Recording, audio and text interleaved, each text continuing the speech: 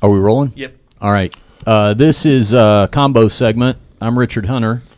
I'm Forrest Griffin. Welcome to the Anything Goes podcast / phone booth fighting podcast. I was going to say / the mashup. Mashup episode. Crossover episode. The swap cast, if you will. Frank No, Mir. let's do the crossover, like the favorite 80s shows when they would do like the crossover episode. Like when the Jeffersons would turn up on All in the Family. Oh, the that sort of best, thing. man. They were The the best. best. They were the best. So we're going to be sharing this on each other's feeds. Frank Mir will be here momentarily, and then all will be missing. TJ Lavin TJ. said, "Fuck you guys, I'm out of here. I'm not even going to do this." No, he didn't, but he's not here. Yeah, he's in Africa.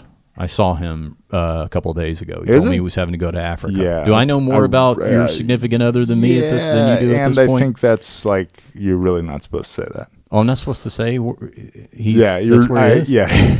It's a secret to like all the contestants. Oh. It's still a secret. Oh, okay. Well, it's a big place. Yeah, we don't know where. Could be anywhere. It's literally a fucking continent. Somewhere in the world. Not the so a third of Africa is pretty much uninhabitable though. Yeah. Maybe it'll be that third. Yeah, hopefully not. Yeah, maybe you'll be like the Ponce de Leon. Anyway, before I cut you we off, said where too were we much. going? But what I wanted to say is he's going to be in here now. Anytime we do the swap, we have to explain that if you're hearing this on the phone booth fighting feed, then UFC Hall of Famer Forrest Griffin and X Games legend TJ Lavin, they do a podcast together called Anything Goes. All our phone booth fighting listeners should check that out. And now, Forrest, you tell everybody if they're hearing my voice and Frank Mir's voice for the first time on your feed where they can find us. So if by some off chance you're actually still listening to the Anything Goes podcast this far into it, you should probably be listening to the Phone Booth Fighting podcast with Frank Mir and Richard Hunter because they take their shit a lot more seriously than we take ours. Oh, you flatter us. No, I mean, so Richard shows up with like printouts and like feeds and like where he's Skyping a guest in. It's just so much better. And me and TJ literally, Sean can attest to this. Tuesday we say, oh man, we're supposed to do a podcast Wednesday. Do you know anybody that could come over? Yeah. Should we get somebody? Yeah. And then we've actually though, we've made it quite a local thing. Yeah. Like a local Vegas podcast. Yeah, and as a Vegas local, I enjoy that actually because I do I do learn some things that I didn't already know about my adopted home city. As is mine, yeah. Well, we just went ahead and hit the record button, even with Frank being about 5 minutes away. Because Forrest, I don't know if you share this feeling, Forrest, but I am of the perception that you and I always have good natural conversation. Just interesting things come up. So here's the deal. I'm great at starting conversations and horrible at finishing them. Okay. But it turns out you have an amazing amount of minutia and trivial pursuit type knowledge. Like, I feel like you win trivia games. So you can like supply me with the rest of my thought. Yes. Yes. So I like being around you because I feel like great about just shooting out my incoherent thought. Well, you were, before we started this podcast though, you were going to tell me an amazing story. Yeah, I was going to tell you about how gay men don't find you attractive. Yeah, well, that's true. That's not the story. I'm lucky to be straight, but I think what we were actually doing was segueing to. I was going to tell you that at my my brothel where I worked during my day job. The backstory that I work at the brothel where Lamar Odom overdosed.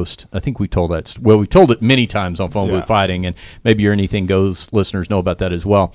But for a couple of years, we had a old sign truck out there that had your 10-foot image on it. Yes, and it was, you weren't endorsing the brothel, but it was.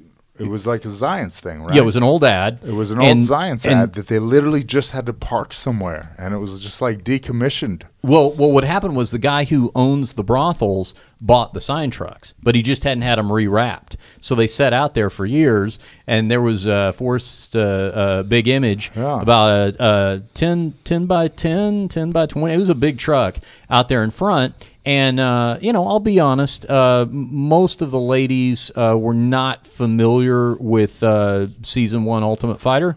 With that said, though, I know the sign you're referencing. I look pretty good in that sign. No, you did. Photoshop works, bro. No, those guys can work miracles with the cameras. No, you got generic compliments. I mean, lots of ladies said, hey, whoever that guy is a handsome fellow. But there was one who said, oh, no, that that fellow, ladies, is a Hall of Famer, and his name is Forrest Griffin, and he's the hottest guy that's ever fought in the UFC.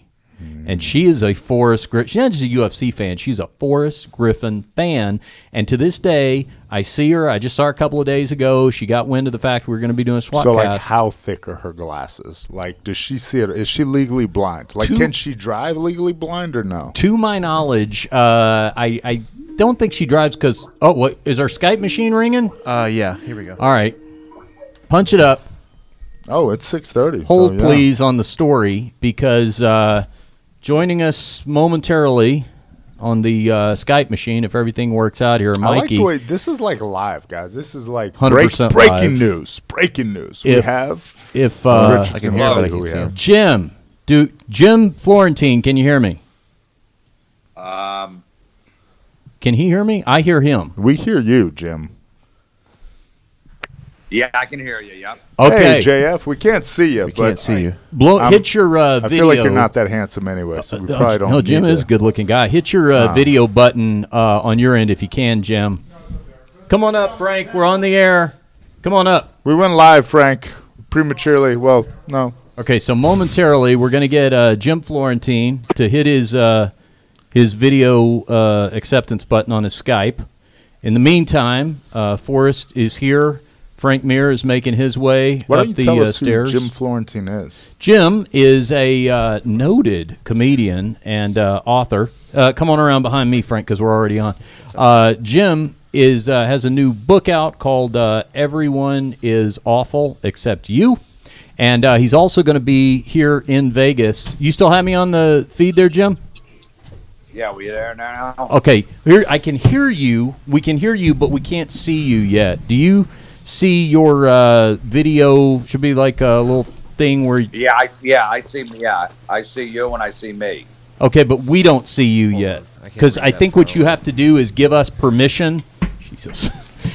I think what you have to do is... Hold on, we got it. Okay, you All got right, him? I give you permission. There he is. There he is. All right, blow him up big.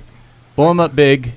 There's a gun being passed right in front of you there, Jim, if you saw that on the screen for a moment. Jim, what's happening? All right. It's great to see you. Let me introduce everybody. What's going on?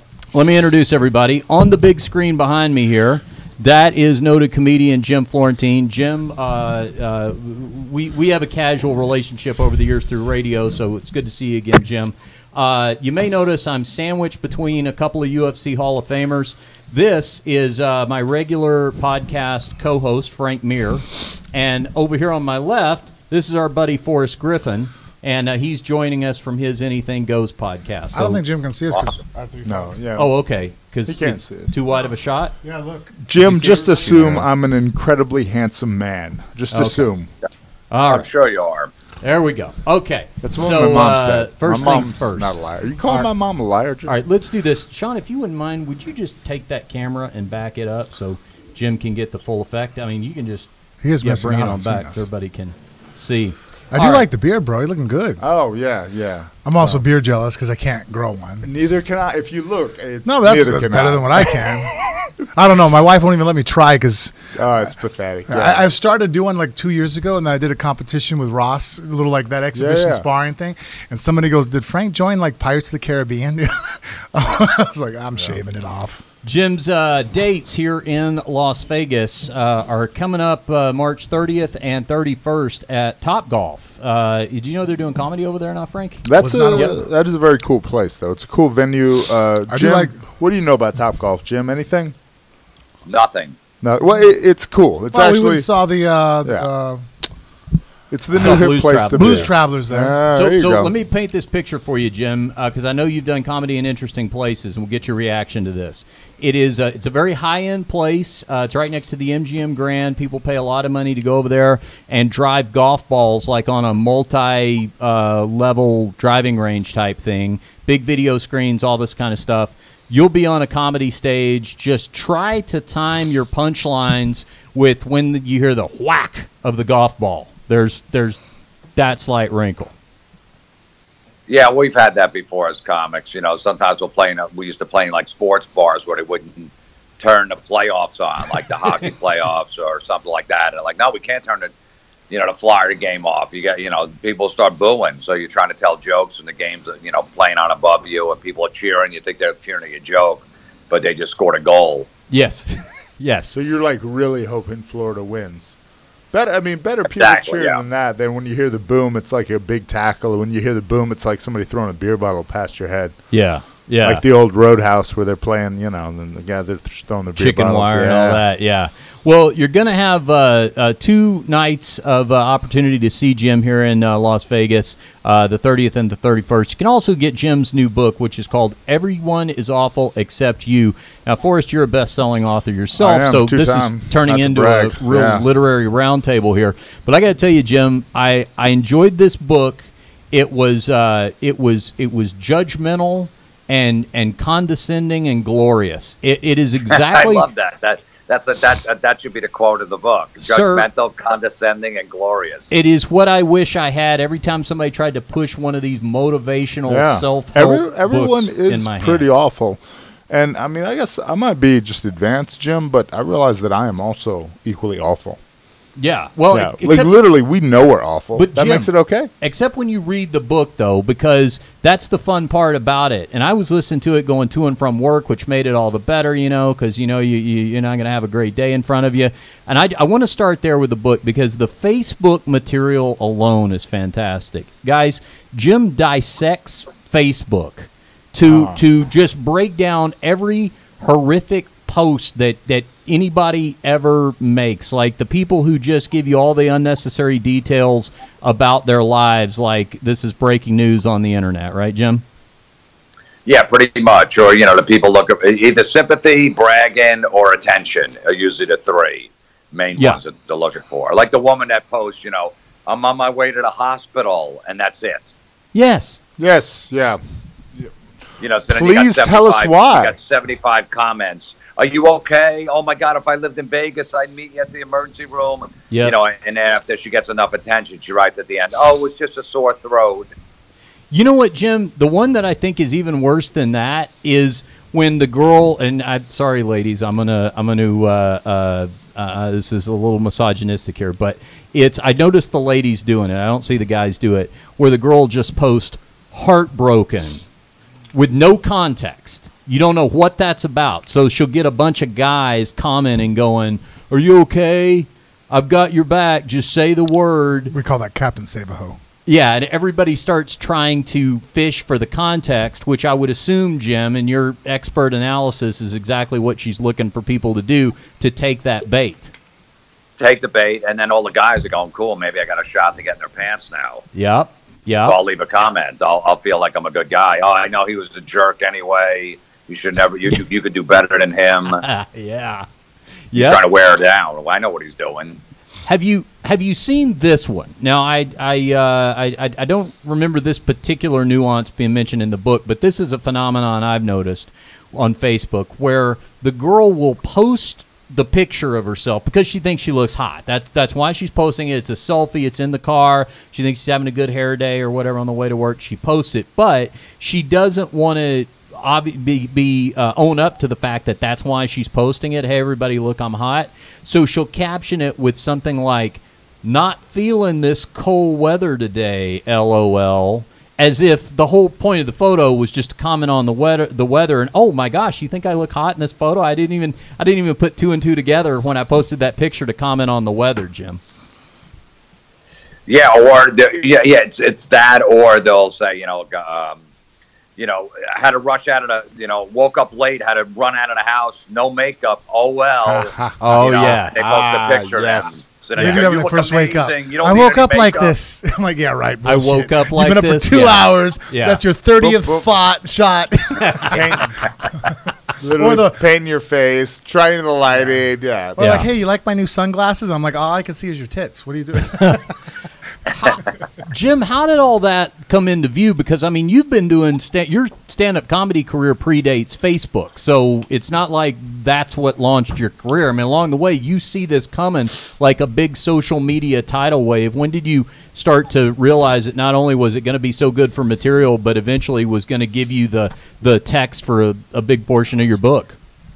Well, I do a podcast every week called Comedy Mental Midgets, where I actually read people's Facebook posts. Like fans will send them into an email address. Anything I think something that's terrible that people have posted, and I just comment on them, and that's how the book came about through the podcast. So just destroying other human beings. Yes. Their cries, I don't use names, but I use their their cries for Facebook attention. posts, yeah. See, here's the best part, though, Jim. The best part about you not using names is if you use names, it would ruin the experience for me because everybody knows someone like that. So I don't need you. I fill in I fill in my own names as I read the book because I'm like, oh yeah, this is exactly like so and so. I feel pretty cool right now. I've literally never been on Facebook. Oh yeah, I send posts out because I have a Facebook, but I don't interact at all. I just send posts. You know what? If you read Jim's book, you'll see what you're missing. Nothing. You're missing nothing. You have a lot less stress in your life without Facebook. Let me ask you about this, Jim, because we're going to talk about this on the show here in a little bit in another segment. But a book like this coming out at a time like this, where Facebook is so much in the news and Russian hacking and things like that, is really pretty fortuitous because what I've been talking a lot about is I think for all the talk that we're having about Facebook pages getting hacked and Russian bots and all that, we're not blaming ourselves for being stupid enough to believe news that we're only seeing on our friends' Facebook feeds. Wow, this story is going to sway how I vote in the election, and I didn't see that reported on CNN or Fox News, but I guess my friend Cindy just scooped them. I guess she just had the story first.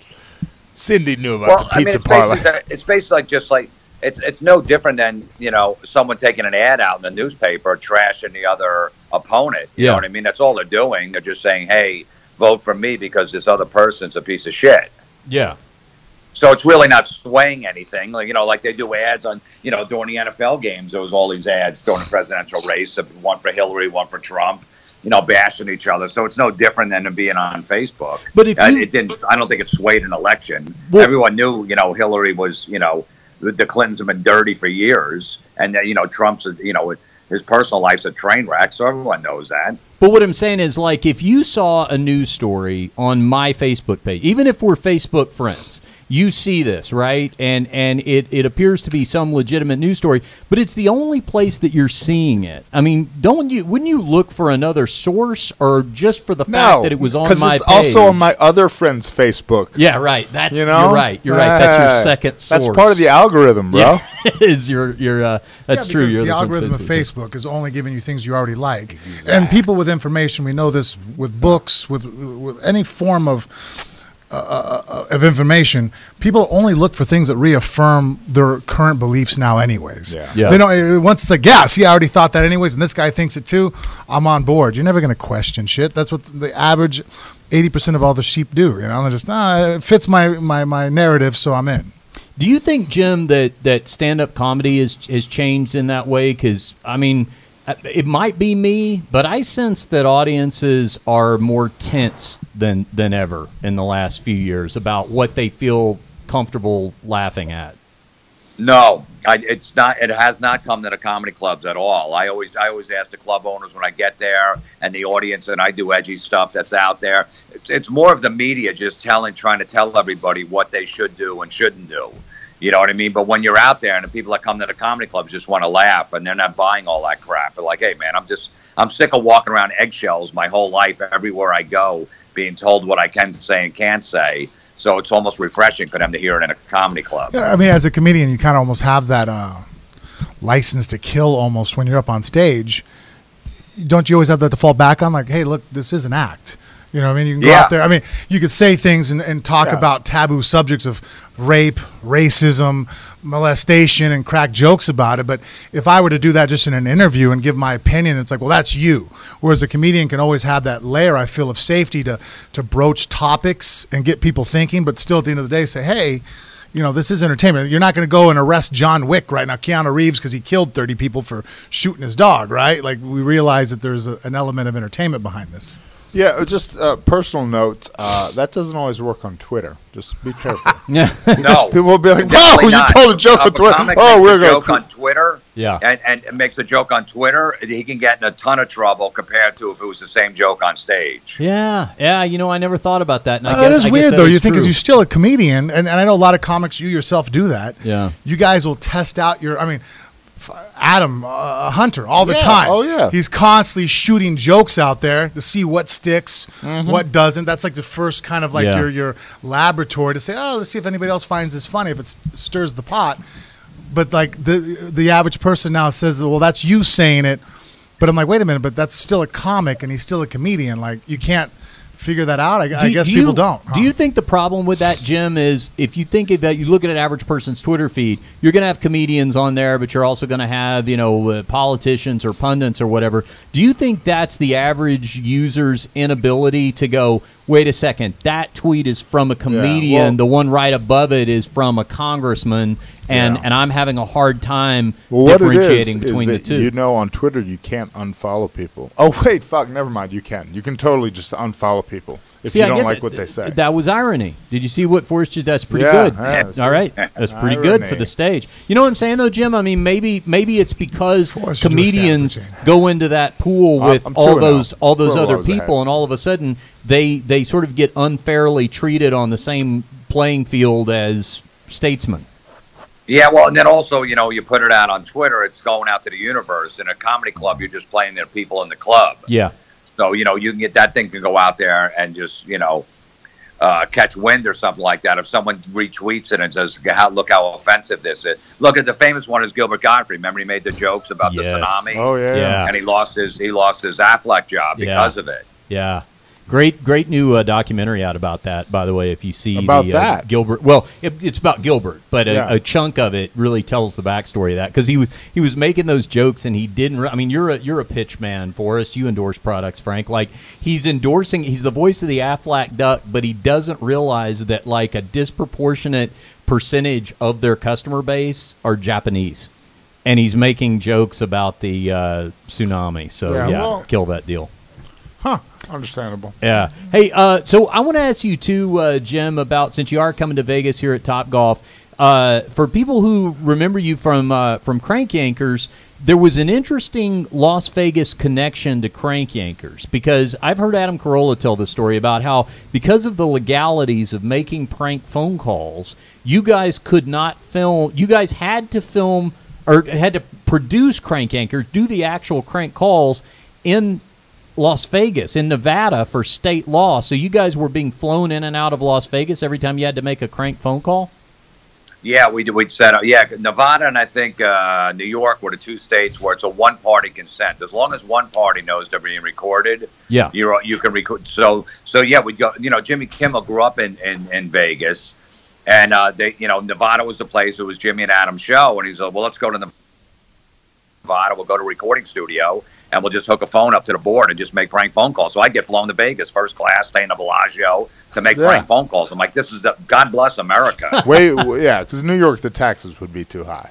Yeah, no state Yeah, tax. so we came to Vegas, and most of the show was based out of L.A., so that we just fly into Vegas for the weekend. Beautiful. Do calls for like 3 or 4 days and then leave. What a great gig. What a great gig that was. It was amazing. You can read about that in Jim's new book as well. Now, Jim, I also listen to your Metal Midgets radio show weekly on Sirius Radio. Are you stalking him? Jesus, Jim, well, I'm a fan. Jim, I'm a fan of Jim's. Sorry, I don't apologize for being a metalhead. And I know you are too, Jim. So I wanted to ask you the question that I've been asking all my metalhead friends, because I've got tickets for the show in L.A. coming up in April. What do you make of Judas Priest going out on the road without their original guitar player, Glenn Tipton? He's fallen ill, so it's not like they kicked him out of the band or anything like that. But how do you think that affects, if at all, the perception of the current lineup on the road? They played in New Jersey last night, and my brothers went to the show. They said it was amazing. Glenn Tipton actually came out on the encore and did like 3 songs. Yeah. Look, the guy's got Parkinson's, so he thought he could do the tour, and he can't. So they had to get a fill-in for him. So, look, these guys are old, man. So you're going to get to the point where you're going to lose some guys, and it's just, they said the show was still amazing with his fill-in, but yeah, I mean, it's only 2 original guys left, Ian Hill and Rob Halford. But, the set list is amazing, and it was a great show. So I'd go see it. I missed it last night, but I'll see it at some point. Yeah, I'm going to be seeing it in L.A. in April. I'm good with it. That stuff only bothers me, Jim, when there's like completely able-bodied original members who could get together. Guns N' Roses, CCR, where they basically just have a fight. Right, they're just not... Right, over money. Yeah, over money. Yeah, that's exactly, money. Yeah, exactly. If it's something they can't help, then... I give them a pass on that. All right, Jim's dates, once again, you can go to jimflorentine.com is the website, March 30th and 31st here in Las Vegas. You going to be in town, Frank? What's the date again? 30th and the 31st of March. Yes, I'll be here. All right, we should go down there. Frank's right around the corner. Frank's a big fan of stand-up comedy. I know Adam. Adam Hunt is a good dude. I mean, Adam's a good dude. I know him. Yes. We've a long time. Yeah, we've done some shows. I'm a good dude. I don't know. We've done some shows with Adam, and Adam. It's funny. Adam back in the day, he's such a good-looking dude that I would just get his leftovers, which were like 9s on a scale of 1 to 10. Boy, that's another. Are we thinking of the same Adam Hunt? Yeah. Well, if he doesn't talk, he does probably get some girls. Did he age poorly? Because he's not that handsome anymore. Boy, let me tell you, you guys. High school wrestling days. Aryan-looking, like German, blue-eyed, blonde-haired guy looking. I mean, you guys. Sharp jawline. You guys have great stories of MMA groupies. I wouldn't mind sharing a cell. I got band groupie stories, but you read Jim's book, you're going to hear some great stories. Just the forward alone that Jim Norton wrote for you was so debaucherous about comedy groupies. I mean, sometimes comedy groupies can be like, they can be rough, right, Jim? A little rough in the early days? Yeah, you're scraping the bottom of the barrel, but whatever. What are you going to do on a Tuesday in Ohio? That's right. Well, listen, man, thanks for jumping on Skype with us. Lily Jim Florentine, from the bottom of the barrel. That's what you're going to do. Is worst name for a strip club ever, bottom of the barrel. Oh! By the way, that actually would be a cool-ass bar, dude. I think we just came up with an idea. Bottom of the barrel. Bottom of the barrel. Best bar ever. By the way, good strip club advice from Jim, too, in the book, if you're wondering how to make your dollar go further. And you can read about that as well. I don't want to give everything away. All right, Jim. Well, listen, Frank and I are going to come out and see you on one of those dates. What about you, Forrest? Oh, I'm definitely coming out. You want to come out? I'm not. Probably not. Come on, Forrest. Come out with us. Frank is in training for a fight. I mean, you don't. If he's doing it. Forrest is the most antisocial human being that ever lived. Yeah, but you like I'm us. literally that fucking lazy. Come on, you come out with us. I'll do it. All right. And Jim's funny. He's worth seeing. All right, I'm going to see this. If you get Forrest to come out, I'll be impressed. Okay. All right, we're going to come see you, Jim. Thanks for All right, making Jim. time I'll get for in us. touch with you next week when I'm in town. Yeah. Yep. See you then, buddy. Okay. Thanks, man. There goes Jim Florentine. Thanks, guys. All right.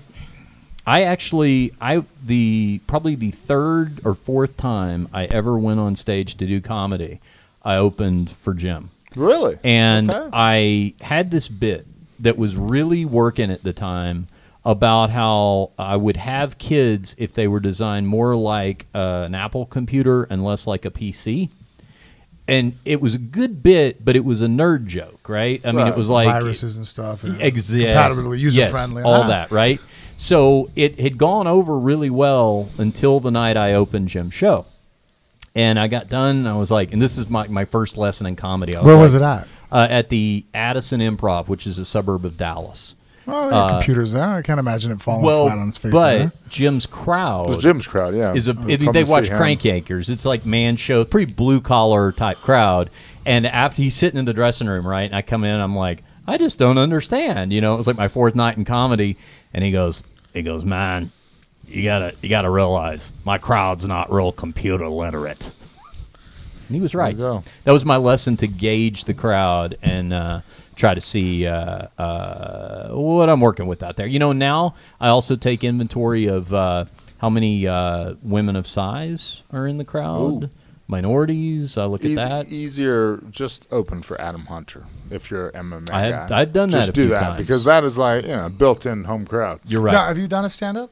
I've actually done 2. That's what I heard. Sorry, man. I didn't realize that. 2-0. 2-0. They both went good, so I quit. Oh, you've retired already? I've retired. Retired from that? How many careers have you retired from it? How long was your stand-up? How long did you go for? No, both about 10, 12 minutes. That's good, maybe, right? Yeah. So I did 10 minutes is a long time, yeah. I've done 3 now, both about 9 to 11 minutes. Sean, who's not paying attention, were you here last week? Oh, okay. I did actually. He just accused you of not paying attention, didn't and give a then fuck. he had to ask you if you were here last He week was. because he didn't notice Just that you were here or not. He got a replacement, but I didn't know if it was like last week or the week before. So I did like half my comedy bit, what I could remember off the top of my head. Oh, okay. Yeah. I would have liked to have seen that. Does any Well, I mean, evidence if exist? by of yeah, it? I mean, it's literally on the podcast. Oh, well, I know, but I'd like to see it in front of a crowd. Why don't you, next live show we do, would you be willing to maybe No, one night probably only? not. Maybe. Okay. I have no idea. He just covers all the bases, doesn't he? Yes, He no, just- maybe so. He just covers them all. All right. If you guys, I know we just got a few minutes left with Forrest because he's got some high powered dinner or something he's got to go to. That's right. I did high-powered dinner, and these are the clothes I'm Well, wearing. the thing is, you do like the Mark Cuban thing. You're great at affecting the everyman look. You know, I'm just one of you. That's what I've got. But everybody knows that behind the scenes, when you get in the boardroom, That I am. you're calling the shots, right? And that's probably a lot of what's happening tonight. He does show up though. Yeah. Yeah, there's a lot to be said for that. Yeah, Forrest. I mean, but hey, in the world of MMA, amongst all the guys that the UFC's ever On given time. jobs to, On time. I show Yeah. up on time. Like, you know. fuck man, you just show up at all, and you're ahead of the game. And Like, the fact that you're actually on time. Yeah, like, Yeah. you know, I'm there at 8:55. He was on time for this swap cast. I got to say that. And you know, I was going to say at the beginning, we're one. So that's the thing. We talk about we everybody that knows me jokes about how I literally won't do anything. I'm just literally that late, so I don't overbook myself. Like Frank's like, sure, I'll do it, and then he's 20 minutes late, but it's because he says yes to everything. Like that movie, The Yes Man. Frank's like, sure, you want me to do this? You want me to? Sure. He's like, I want to be a nice guy. I should do that. Not me. I'm like, yeah, that sounds awesome. I need Have to fun take some with lessons that. from Forrest on how to say no. Have fun Yeah. with that. Well, that's That pretty sounds smart. You're going to have an awesome time. I've got, I think, a death in the family that day. I'm so sorry. I've got Not I gonna be able think to make a it. death in the family that day. Boy, that's balls. When you just predict a death in the family. Yeah. can't. Not a funeral, a death, an upcoming death. Yeah. It's gotta be rough. Well, first of all, we need to congratulate Forrest because Following in your footsteps. I just Oh, now got you got word another one, huh? that he is No, going. no more kids. That'd be cooler, but no. Yeah, no, I just got word through Forrest that he is going into the Nevada Sports Hall of Fame. Yeah, so the Nevada Sports Hall of Congratulations, Fame, man. just like yourself. He's yeah. going to become the second MMA fighter to ever go into the Nevada Sports Hall of Fame, thus making himself, and here's the obscure reference you always look for from me, Forrest, this will make you the Larry Doby of Nevada MMA. Anyone? No. Larry Doby is the second African-American player to ever play in the major leagues. Oh, The second. yes. First in the American League Yes. for the Cleveland Indians, second behind Jackie Robinson. I've actually heard that story before. Good call. Larry Good call. Doby. Larry Doby. For All right. me, though, I'm excited because I get to be they're like, hey, you're a local Nevadan now. 13 Yeah. years I've been out here. That's a cool event. So remember talking to me 2004. When you were living in John Woods. That's right. At a Tupperware, I think you had your clothes. I had my clothes with Rubbermaids. Yeah. Well, of course, TJ Lavin inducted you into Yeah. the Nevada Hall of Fame. So what night do you need me, Forrest? That's a What great night is it question. gonna May be? 11th. Yeah. Okay. Well, we'll see. Well, We'll it's- make a switch it's May around. Do you already 12th, have right? who's going to induct I have you? no idea. Yeah. Is that? Are you going Well, to make I- that decision at least the day before, you think? Or is that going to be I a am going to write a speech. Yeah. Oh, I okay. got the fun. You're going to write one out, huh? Yeah, I got the framework for it. I got the bones of it. I didn't write Wow. one. Yeah, no, there's definitely something. Sounds like So an I did inaugural not- address. I I'm like on this. top of the head type of guy. Yeah, no, my so- wife's like, you going to write something? I'm like, nah, you know me. Come on. I'm going to walk out there and land on my feet. Yeah, I mean that's a great idea. So, and I've actually shared this story before. Sometimes that works for me. It usually does, but I like to have notes to fall back on. So I did this thing where I talked to 1,000 police officers. I did it one year. They paid me. I go talk. It's great. I do it the next year. I tell a joke. I didn't really tell into the mic. It falls flat. And then I kind of start talking, and then I'm not really talking to the mic. And then all of a sudden there's 1,000 police officers staring at me, feeling bad for me, like, oh, this pathetic loser. Oh. And then literally somebody's walking up, all right, thank you, Forrest Griffin. Oh, no, you got the hook? And and I was like, and I just couldn't think of anything to say. I just literally wanted to run away. Oh, Yeah. wow. Wow. Ouch. Yeah. They brought you back a third time? No. Nope. That's a So I guess that's that, that shows how that went. that was the good question. Second year in a row. No, he was great last year. I don't know what the fuck happened this year. Did you open with something along the lines You were of asking about my ring. Yeah, what is it? Yeah, it was. So I've joined a cult. Yes. I'm gonna be a big time movie star now. I'm gonna have an amazing podcast. Something about maybe my wife, Devil's Offspring, something. Okay. I think that movie, but she wanted another kid anyway. A little vague on the details, Yeah, but okay. So I've joined a cult. I can Yeah. get you guys in if you want. It's real expensive, but I can get you in if you want. See, right What's there. the name of the cult? Well, I mean, it's like one of those things. Lucifer thing? Yeah. May I see the ring? Yeah. See, you showed your hand a little bit there because you said it's real expensive, and I know you to be very cheap. cost Yeah, conscious. wow. But no. See, the thing is, you're going to give me a bunch of money, and then you know, okay. So they'll it's like a give you a pyramid bunch of scheme. money. Exactly. I see. You're getting in on the ground floor. Yes. I got it. Yes. Yeah. Cool. That is an amazing ring, though, right? I mean, Forrest is a pretty good skeptic, so if they got you sold, I'm curious. I'm sold. Yeah. I'm sold. So I brought a couple of things for YouTube show and tell. But you have been going to church, though, haven't you? not recently, but I'll You get started back going on to that. church, Yeah. yeah. Well, I'm on and off again church guy. We know. We've had that debate before. Yeah. But Yeah, we have. I'd so love to have it again, but you got to go eat dinner. This is, and you notice the runes and the triangles, very Masonic. Yes, Yeah. temple that's what I type actually thing. thought it was. Yeah, no. Okay, different cult. I literally found this at a park in Summerlin. Oh, My wife found it. We posted it on like, hey, the Summerlin thing. Like, have you found Yeah. this? Nobody claimed it, so I just started wearing it. So I wear it around pretty much every day. Tell that conversation story, starter. just like Good I told bit. you, and then like at some point somebody's gonna be like, "Hey man, are you?" And so one of two things is either gonna happen. I'm either gonna meet the person whose ring this is and be like, "Oh hey, I've been looking for you," and give it to him, Yeah. or somebody's gonna come up and be like, "Oh hey," and give me like a secret handshake, Yeah. and then I'm in a cult. They're going to be like, it's always sunny in With- the weather. You're like, Yeah, and then I'm in without all the bullshit, and then I'm just gonna go with Just it. fake it. I'm gonna Fake the funk. I'm gonna be a Mason without having to learn any of the bullshit. that's a great idea. That is fucking amazing Remember, is what Frank, happened when in we that. went to Bisbee and they were telling us about all those fraternal organizations? Yes. They had like 5 or Yeah. 6 different ones. It might be one of those. My Knights of Templar, Odd Masons, Fellows. whatever. Nice. I'm in. Some Assassin's Creed shit going on. I'm in Yeah. whatever, man. I'm down Good for you, Forrest. I like the commitment to the bit too, where you wear it every day too. for like 6 months now. Yeah, good for you. Good for you. I wonder if there's a way we should probably. At some point, it's not a This bit, is when it's just actually a lifestyle. something would be good for using social media. Take a picture of it, see if anybody can translate the rules, Yeah. or at least give you an idea of what Well, it is. Ironically, my stepdad, who lives a whopping 3 miles from me, can. He's like big into the Norwegian stuff. No, so Okay. do we know what What? it says? No idea. So he lives 3 But it- miles from yeah, your it- ass, and you don't know yet after 6 months. No. God, you're lazy. But I don't make commitments I won't keep. That's the thing. Isn't that great, though? I know I'm lazy. I know that. The built in. Yeah. I'm not going to do it. I'm not going That's to be true. there. You best almost anyone at self-awareness. Yes. You don't Eh, try to be well, something you're not. Even He also likes. You are the king of setting the bar low. What was his 'Cause then it's- name? Jim? It was just the comedian we just Jim had on? Florentine? Jim? Everyone's an asshole but me. What is it? Like Everyone sucks. is awful but you. See, I don't. Everyone is awful, including me. Mm-hmm. Again, setting the bar low. I know I'm a piece of shit. You're just too. fitting in. Yeah, I know it. Like the worst thing about me is that I am aware of what a piece of shit I am. Mm-hmm. Most people have no idea how pathetic they are. Mm-hmm. They're like, "Oh my god, I can't afford." Shut up. There's people starving. Like, literally, be quiet. You know what? I mean, I've heard that about you from plenty of people, but I got to tell you, my my personal experience runs to the contrary. Of what? I find there's a charm about you. Oh, a charm. Yeah. Bro, you hang out with me. Yeah. Come on, man.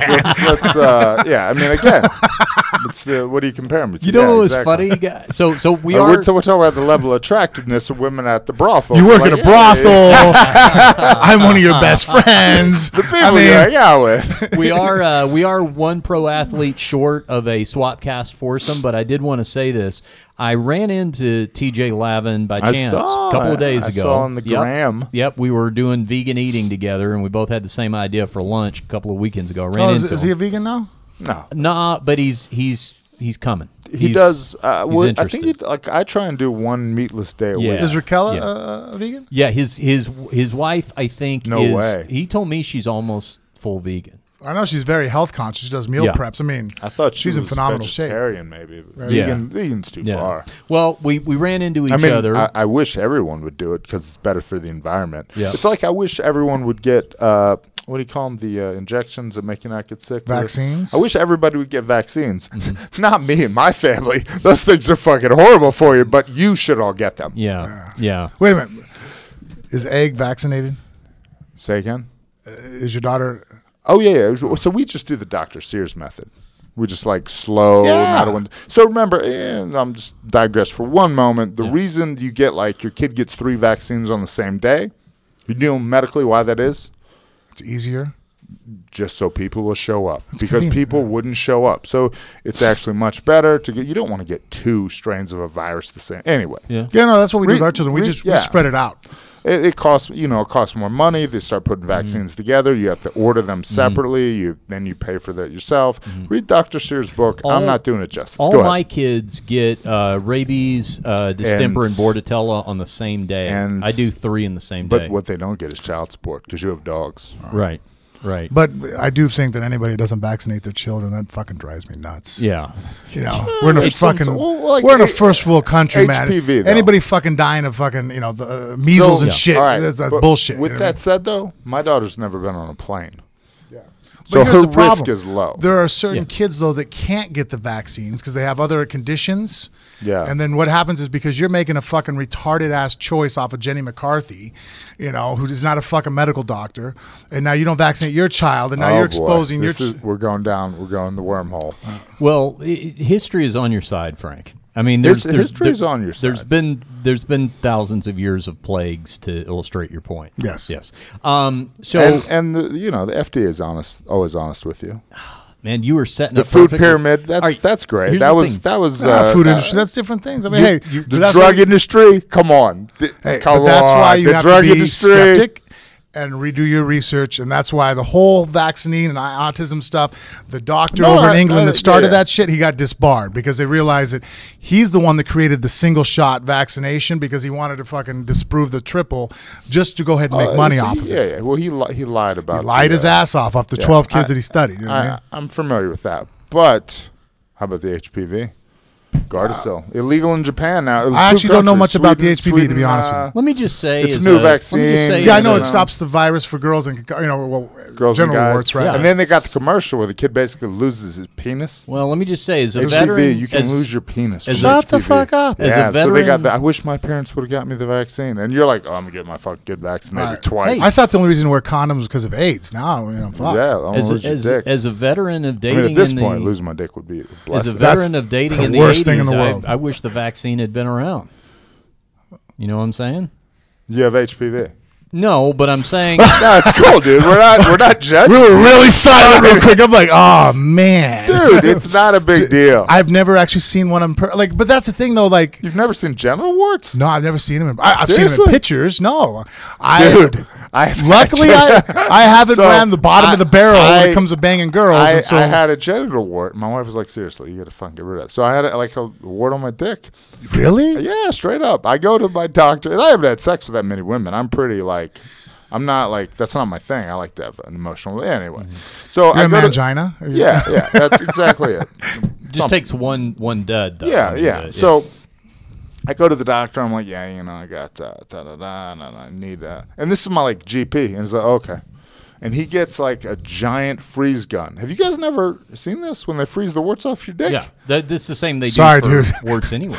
He gets the I giant get cold freeze sores gun on my yeah, mouth. Well, no, I have herpes too, but I fucking got that from wrestling. Dudes, fucking bullshit. Herpes gladiatorium. Anyway, so he comes out with the fucking giant, and it looks like a damn one of those small fire extinguishers, Yeah. but Really? it's silver. Yeah, and he's like, all right, don't move.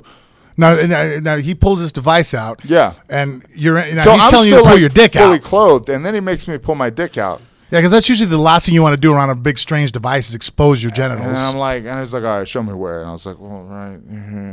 He didn't first check to see if it was a genital wart. I mean, So 90% of it happened with my pants on, and he's like, oh yeah, he did. It was like, oh yeah, genital warts. Yeah, hold on.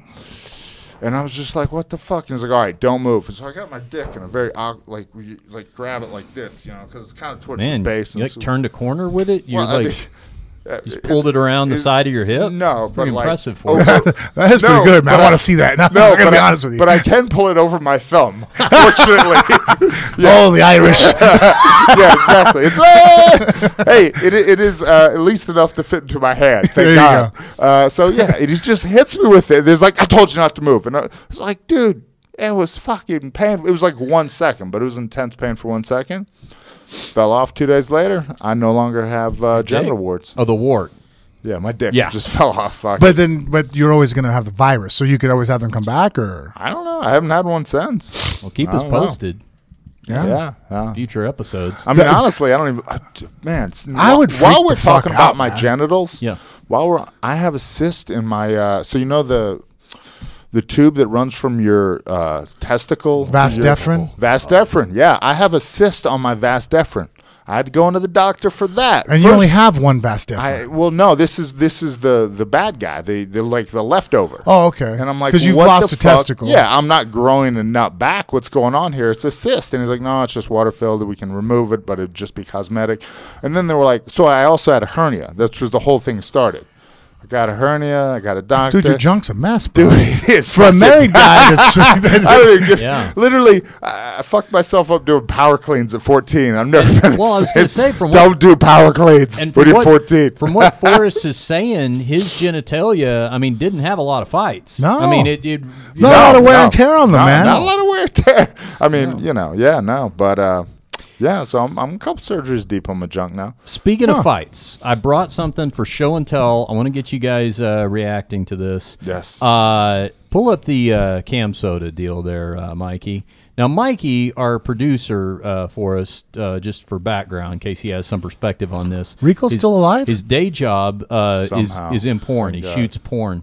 And so he is familiar with the Cam Soda website. Now, here's what's Cam Soda? Okay, so here's what's going on. Now, it's porn. Yeah, now you know your way around some porn, Frank. Yeah, but not websites. You don't know he doesn't go to the stuff you Mikey, pay for. That's too too much. I type in free porn. I'm sorry, Mike. I know we have this. I fuck you over, buddy. I will never pay for porn. So, Mikey, I'm close to it, though. I want to look at that Brazzers.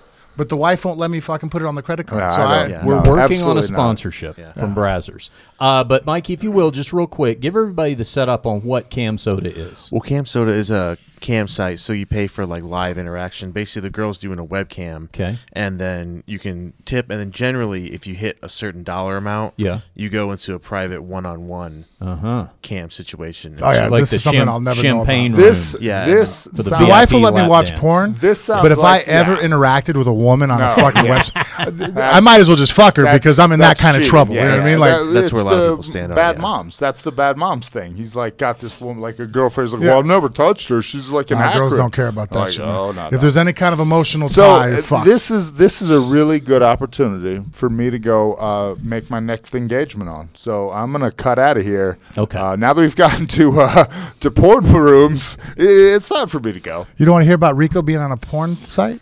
No. Alex, the Spartan Nichols, former UFC guy, I kind of a friend. I talk to him. He's trying to get back in the UFC. He hits me up every now and again. Good guy. Yeah. I wish him well. I don't know what Rico's got left, but hopefully Nichols can get it. But here's the thing, guys. There's a really weird twist to this. All right, Forrest is stepping out. Forrest, yeah. He's got to go do his dinner. It's good to see you, man. Good to see you, all right, I'm going to slide over into his seat. All right, there goes Forrest. We're over here. Okay. All right, you got me? Yeah, okay, very good. All right, so here's might want to be careful with that chair. Why? What happened? Oh, because of the HPV. You're right. Oh man, and I'm wearing my my assless chaps too. Go. Well, we know that you're. Come on. Your nickname. You're probably hanging out of your shorts. I just, I know. I want to keep everything in good working order too. Okay. Well, I'll do a checkup. So here's the weird thing about this this fight card. All right. Now. It's going to be on the Cam Soda site, like Mikey was just talking about here with the. Who's the promotion? Well, they're promoting it, okay? But here's the twist. It's going to be a live fight, but just like Mikey was saying about, like when you're watching the cam girl and you're tipping her to like do certain things. Stop there. you're going to have the ability. Actually, go back up to the top because I'll talk about this fight. So when Rico and Alex Nicholson are fighting, you're going to have the ability to tip them live and pay more to get them to try certain moves. So, like, how would they know? That's the thing. I so guess like in between rounds, they go back. All right, this guy just gave you $40 to go for a flying armbar. Right. I guess somehow they're going to shout it out to them or make them aware in the corner or something. They have a video screen, like a video wall. Yeah, maybe that's it. Or something. Okay, this is getting weird. That's what I'm saying. No. So when you're on this site, you can click between masturbating with a girl and watching two guys slug it out.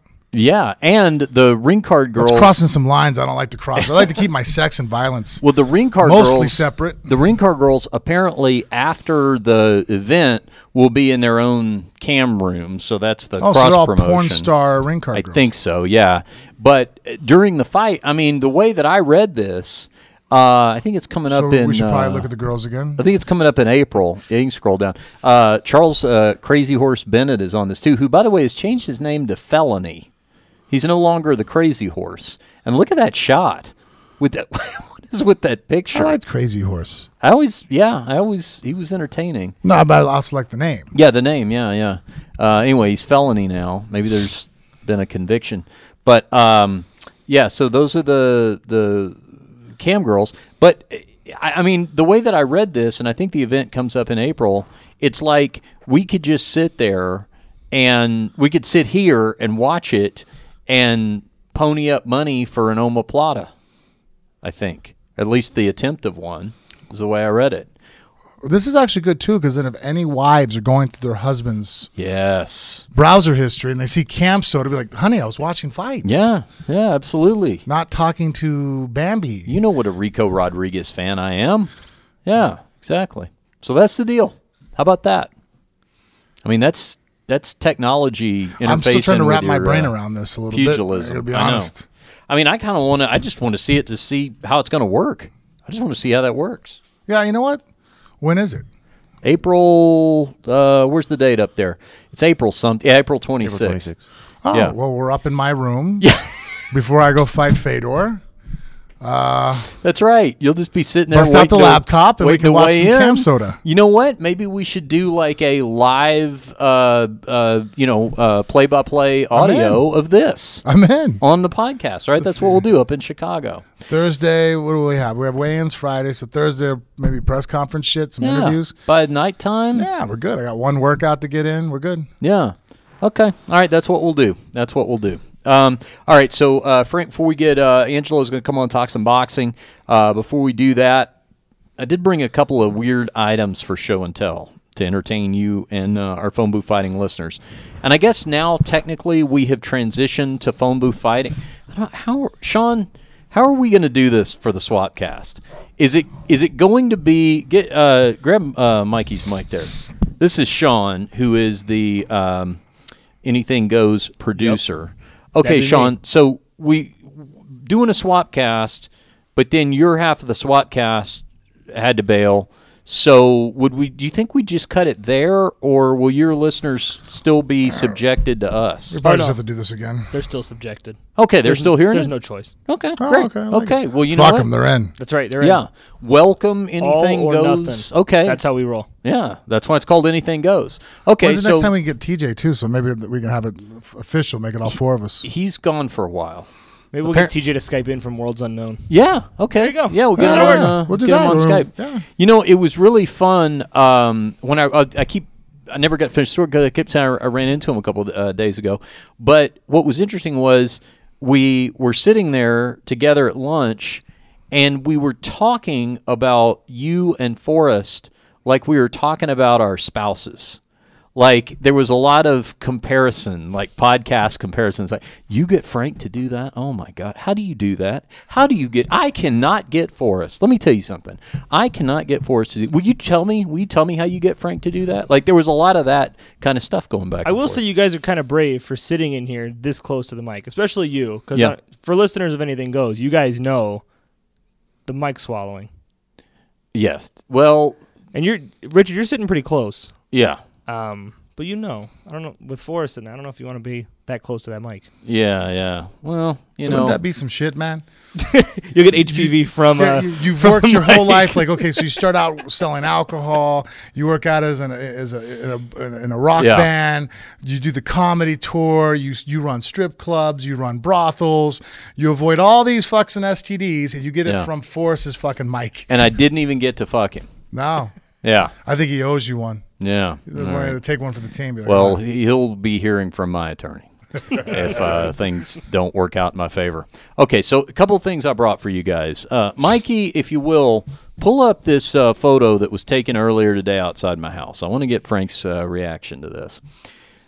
I've got a new mystery guest in the neighborhood, Frank. I've been having that problem with the guy on my right. Whose girls always park in front of you, right? In front of my house. And I'm the grumpy old man who gets upset about that. I don't understand why she's parking in front of my house when there's no one parked in front of his house. And he's single. He lives alone, and he's got a 2-car driveway and 1 car in that driveway, and he doesn't. Not only does he not allow her to park in the driveway, he won't allow her to park in front of his house, so she parks in front of mine. But that's a whole different problem from the one we're addressing right now. On the other side of me, this fella has shown up. Now, the Homeowners Association is already in a tizzy because of this this Good Times van that is now being parked out on the street. This would not go over well in your neighborhood, Frank, and it's not going over well in mine either. I personally don't care that much. He's just parked out there on the street in front of his own house. Is the scenic photo part of his van, or am I just not able to grasp what I'm looking at right so now? The scenic photo, if you're watching this on our Phone Booth Fighting YouTube channel, the scenic photo is on the, what do you call that, like the like bug screen? Bug screen, bug guard. Bug deflector, but half the bug guard has broken off. So that scenic picture, I think, used to be twice as wide. Okay, I'm now getting one that half now, of it is snapped off. But here's why I brought it for. And there's a sticker of the World Series of Fighting. That's why I brought it in. There is a random decal of the World Series of Fighting Championship belt, the old WSF belt. Yeah, the lightweight title, across the hood of his car. Now, I'll tell you what came to mind with this. Justin Gaethje was their lightweight champion. Justin Gaethje is, if I'm not mistaken, from Colorado or has some Colorado ties or roots or something. What are the plates? Colorado. So I'm wondering. I feel like we're on a Scooby-Doo adventure here. I know. I'm wondering if either at one time Justin Gaethje was living in this van, or maybe if this is like his creepy uncle who still has the van, and an homage to Justin on his on the hood of his van. It's a Scooby-Doo analogy is appropriate, though. Do you have a picture of a profile shot of the van? Because right now that looks pretty rapey. It's what you would imagine. It's got like a desert landscape on the side, and it's got that one oval window in the back. No windows, but unless you have a pristine, well-kept van, they just inherently look rapey and like you're up to no good. Yeah, Justin is from Colorado and was the World Series. So that's too coincidental, right? I mean, it's got to have some connection to Justin and his title reign, right? Okay. Yeah. You know what? That's a question for. I'll hold on to this picture and we'll ask Justin Gaethje about it. See, the guy's even got his little hula dancer up there on the dash and a little potted plant. Yeah. All right. Thank you there. Thank you, Mikey. Okay. Show and tell, multimedia show and tell item number 2. Good news for prostitution enthusiasts everywhere, Frank. The brothel license has been reinstated at the Love Ranch. So you didn't call me and tell me this. Yeah, for Anything Goes listeners, if you don't know the backstory, a couple of weeks ago, the license at the brothel that I work at, one of the two, the Love Ranch, was suspended for some basically some building code violations that were disputed by our owner, and he had to go in front of the Nye County Board of Commissioners, which is this very rural county just outside of Clark County? Where Clark County, thank you, where Las Vegas is. And it was able to get it back on a provisional basis. He's got to make some improvements and things like that, but basically he gets like 90 days to do that. But there was a big public hearing. So I had to go to the hearing, and they allow the locals, the townsfolk, Frank, to get up and comment during the public speaking portion. Well, there is a guy that I'm convinced we could make a star out of here on Phone Booth Fighting.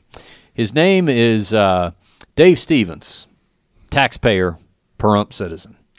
And this octogenarian gets up there every week, usually multiple times per hearing, and comments, takes his I think they allot him 3 minutes, and he comments on basically everything that happens. But he is an avowed mortal enemy of our brothel owner, Dennis Hoff. So I made a little best of Dave Stevens taxpayer montage for you. Just a couple of minutes of Dave's greatest hits we're going to listen to. The only backstory you need to know on this for context is that Lamar Odom overdosed at our Love Ranch brothel a couple of years ago. You probably heard about that in the news. You need to know that because Dave is going to attempt to reference it a couple of times, but if you didn't know what he was talking about, you might not get it.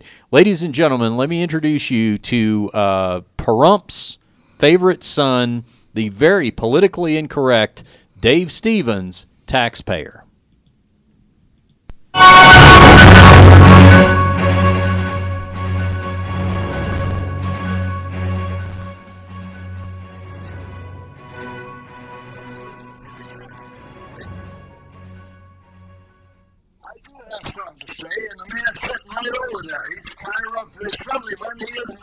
I'm going to pause that. Yeah, hold on.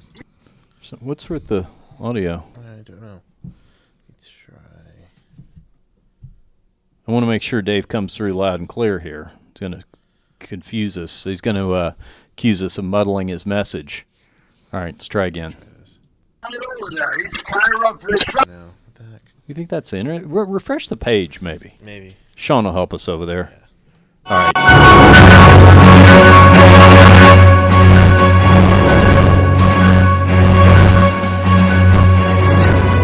Now it still sounds bad. Thank you. There we go. I do have something to say, and the man's sitting right over there. He's trying to run for assemblyman. He isn't going to get it in no way, shape, or form. He may try to sue his way, and that's Dennis Hoff I'm talking about.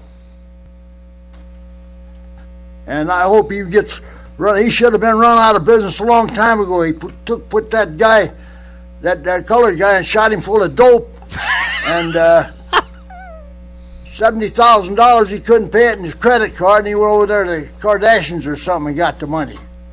The sooner we get rid of that kind of people around here, the better off we're going to be. Wrecking the town, that's all. I was jerked up. I never had no education when I was a kid. Well, I've been in 3 wars, and I'm entitled to say something here if I want to say it, and I will say something. I see he took off. Well, I better keep my mouth shut. I was hoping he stayed in here. Thank you, Dave. Thank you. Can I talk now? Yes, sir. I take my hat off to this county commissioner. Thank you. I think that's good. You're welcome. What I would do with that Dennis Hoff now, I can't really say in this thing here because he'd run me out of here. But what you could do is make him comply with all that stuff and then penalize him a whole year where he got to close his doors. That man should have run out of here a long time ago when he doped that Odom up, doped him up, $70,000. He went down to the Kardashians to get the money. Is that really what he got out of that? Somebody else down to get Is the that money. Dennis Hoff went in there and injected him with drugs? Bad actor, Nice. that guy. Okay. Believe me, he's a liar. He gets away with stuff here. If you penalized him all you could and just keep it up, maybe we can run him out of here. He's going to turn it up here. I'd run him out of here if I could. He's no good. I'll tell him to his face. Is he here now? Of course he's Oh, here. there he is, right over there. I see him. No, I don't no, even wave at that guy here. no brawling in a commissioner's meeting. Can I see how many teeth I can knock out him with one punch? No. I'm a cripple, too. You have to be nice, Dave. As nice as you I ain't can. never going to be nice. He's on a I first know, name but you have basis to with be him. Hoff. physically nice. Okay. I've been to 3 wars, so nobody's going to tell me what to do around here. Dave Stevens, Pahrump citizen, taxpayer. You know what? I think he just needs to get a free day at the brothel. Dennis needs to identify. That's what the old Dave there is upset about, is his wife might no longer be here on this earth if he was married, and that looks like a lot of pent-up anger. I like a little bit of an oil change. Yeah. Frank, I like his catchphrase. I fought in 3 wars. Yeah. Now, help me out with the math here. You're a student of military history, because I've heard him say this a number of times. I'm having a hard time off the top of my head thinking of 3 chronological wars that a man of his age could have fought in.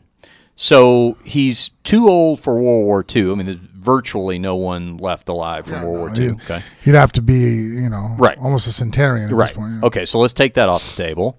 Now, he could have fought in Korea and Vietnam. Right. So, Korean War was the 50s, early 50s. And then you got Vietnam, 68 to 70. Yeah, very early 70s. Yeah, okay. So he could have done that, but then he would be, the next one's going to be the Gulf War. 91, yeah. And he'd be too old for that at that point, right? Yeah, I don't know what 3 wars that would be either. I don't either. And then if you went. Was there any conflicts that were things? Well, see, this is what I'm wondering about. I'm wondering if he's slipping in like the invasion of Grenada during the Reagan administration. That was like a weekend during the Reagan administration. Yeah, that's what I'm saying. I wonder if he's maybe got us on one technicality in there somewhere. Could be. I'll find out from him, because I would ask him what 3 battles or wars was he in. I will, because if you guys like this, I'm gonna keep an eye on Dave Stevens, Taxpayer, and periodically I'll bring in some more highlights from his soliloquies at the Pahrump Board of County Commissioners weekly meetings. All right. You want to get Angelo in here? Where's Angelo? Come on in here. Here comes Angelo Reyes, striking coach to the stars, wearing his phone booth fighting T-shirt that you can get on in the merch section of phoneboothfighting.com. I want the other new ones, Richard. I thought you've got everyone we have. Don't you have the entire line? I don't yet. Only 2. What are you missing? The Ouija board? Yes. Okay. Yeah. We'll get that for you. Why you haven't lost your voice, have you? No, I don't know if he changed the levels yet. Oh, how about that? How about that? That's pretty savvy there, Angelo. He knew to leave room for the what do we call that? Like the Reyes shift? What do we call that? That's pretty good, the Reyes shift. Yeah, okay. All right, welcome, Angelo. Hey, actually, Richard. So we were going to talk a little bit about it. Today Frank was sparring day. That's right. That takes you in. Just a surprise, quick guest, if I could, for just a second. Yeah. Bring him up. The actual sparring partner, Frank Mir. The Frank Mir sparring partner is here. Yeah, AJ is here. Can I bring him up? Yeah, real quick? let's bring him up. All right. This is AJ. AJ's coming up. The actual Frank Mir sparring partner from a couple hours ago. Here he comes. All right. Here comes AJ. Hey, man. How are you? Richard, nice to meet you. Now, quick cognitive test here, Frank. Does this man look familiar to you? Yep. Good.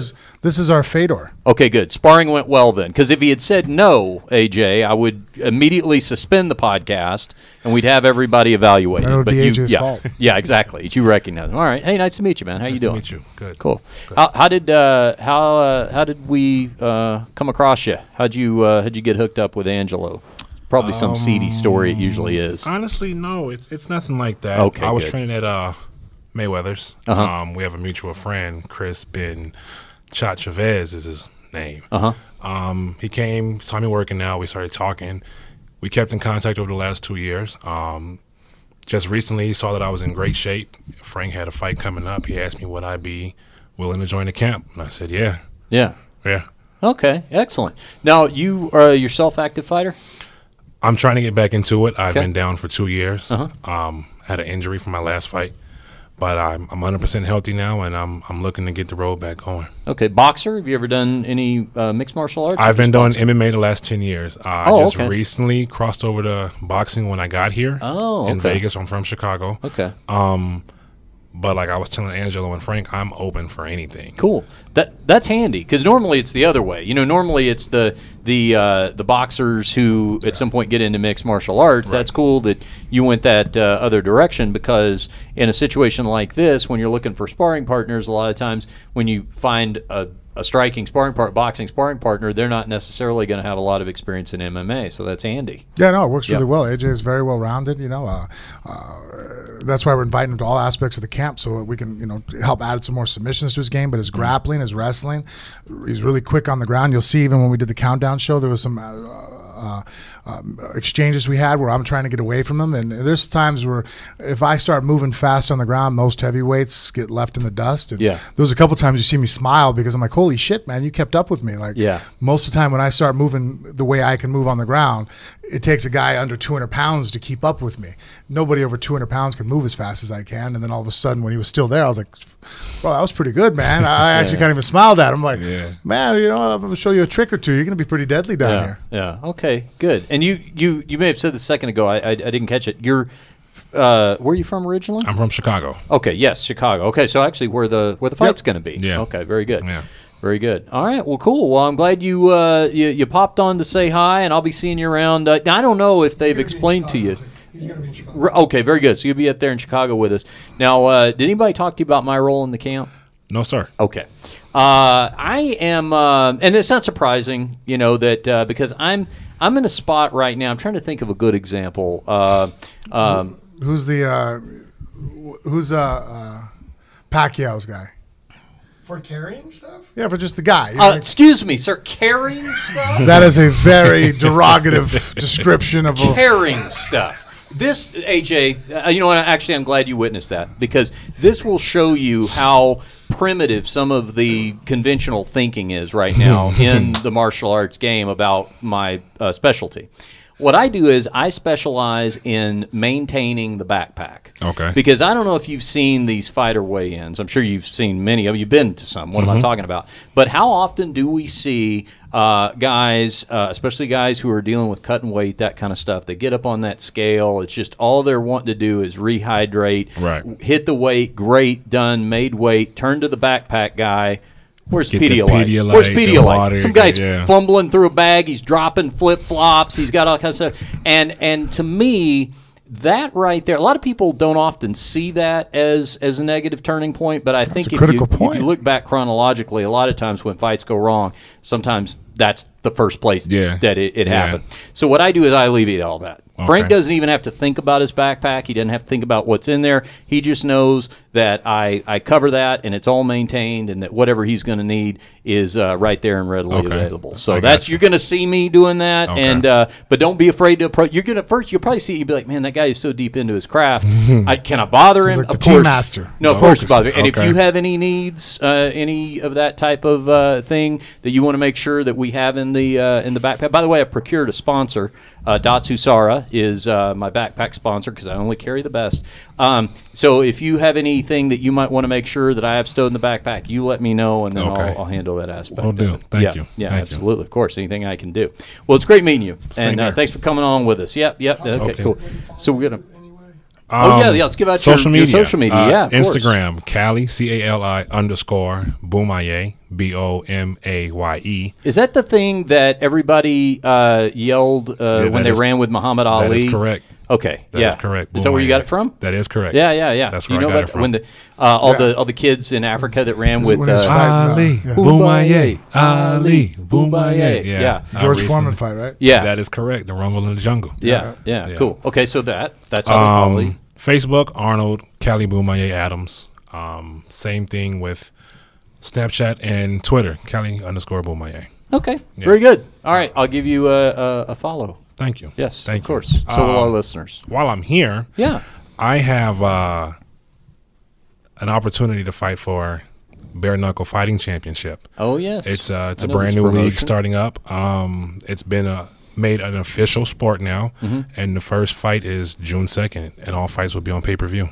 Now, are you going to do it? Or are you? I am. I'm in a heavyweight tournament. Okay. Yeah, and like I can't speak too much on it, but I can announce that it's been made official, and the first show is June 2nd. Can you say where it's going to be yet? I cannot. Can't do that yet. Okay. Cannot. That was in specific orders. Do not speak on location. So. Okay, but well, I'll tell you what. When you find out all the information, you come back on with us, and you let everybody know where. Definitely we know when you match up your first opponent. Definitely will. Yeah. Now, is it exactly as it sounds? It's exactly. I mean, there are gloves, but the way they're designed, the knuckles are exposed. I've seen this design. Yeah, there's a strap across, right here. Yeah. And then there's most of the padding's on the back of the hand for weight purposes, but the actual knuckles are exposed. Yeah, I've seen that design. It allows you to tape the back of the hand, though, right? Yeah. Okay. Very good. Well, good. Well, we got a fight to look forward to for you too. Then, so you keep us posted. Yes, sir. Let us know. Okay. Good to see you. All right. Now this is the part where you got to. I tell you what, Angelo must really like you because first of all, for him to abdicate his seat, for that long, it's he's obviously wanting to give you the push. So good. All right. Good to see you, man. All right. Here comes Angelo. All right. A nice guy, Angelo. Oh, I'm learning from you, my friend. I appreciate that. No, I meant AJ there. Yeah, nice guy. Yeah. I thought you were saying I was a nice guy. Well, you are, but I'm glad. No, it's good. Angelo brought him in because his quickness. I was really worried that not fighting with heavyweights because, Fedor's a quick guy, man. So you go in there and you get used to fighting guys that weigh 250, 260. Yeah. You're going to have shocked by the speed that Fedor possesses, where AJ is super quick and 250. So it worked out perfectly. So now I still get to feel the size of a heavy guy and practice on my strength so I can still have that as an advantage over Fedor. Yeah. Then when we lock up, I'm going to still be 25, 30 pounds bigger than him. But the speed is going to be something that I'll be used to now because I'm seeing it every day in practice. So let's. Angelo is on with us, Frank, to break down an important boxing match. Yeah, I need my man Mike to put up Anthony Joshua versus Joseph Parker on the board, we get a visual. like we did last time for the phone booth fighting listeners, so that we can pump it up a little bit. And then the last time I was here, gentlemen, we were talking about Deontay Wilder versus Ortiz. Yeah. And that fight lived up to the hype. And then you guys? Fantastic fight. In my absence, did either of you talk about the post fight at all? No, we wanted to wait for you. Oh, thank you. Yeah. No, I wasn't not giving it love. It was just waiting for him. Okay. What do you the post fight? Go ahead. Okay. Well, your thoughts. I know I sent it. You got to watch it. Frank. Richard, did you get to watch it? The fight, yeah. Yeah. Okay. Great.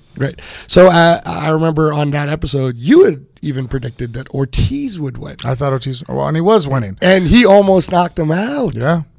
Crazy. Yeah. What do you think about the fact that they gave that long 7-round? They gave Deontay a little bit of extra time to recover. Well, I the doctor back in there and stuff. Like after they already checked him, like that was a little suspect, huh? I'm still in the boxing world, so fifth. Fleeting the fifth. Yeah, they gave Deontay a little time to recover. That was the line. Was anybody? I didn't catch anybody calling for the special bottle that I mixed up. No. That didn't happen. But what is he was already inspected, and then before they restarted the round again, they called the doctor again one more time to come check him out again. I'm like, well, wait a minute. The doctor already checked him out. Yeah. Why are we checking him again? But I know why we're checking him again. It's because Deontay's the money. They wanted him to win the fight, and he just got rocked. So trying to give him 15, 20, 30 seconds of extra time to recover before throwing him back out there with Ortiz. Interesting. Fifth. Right.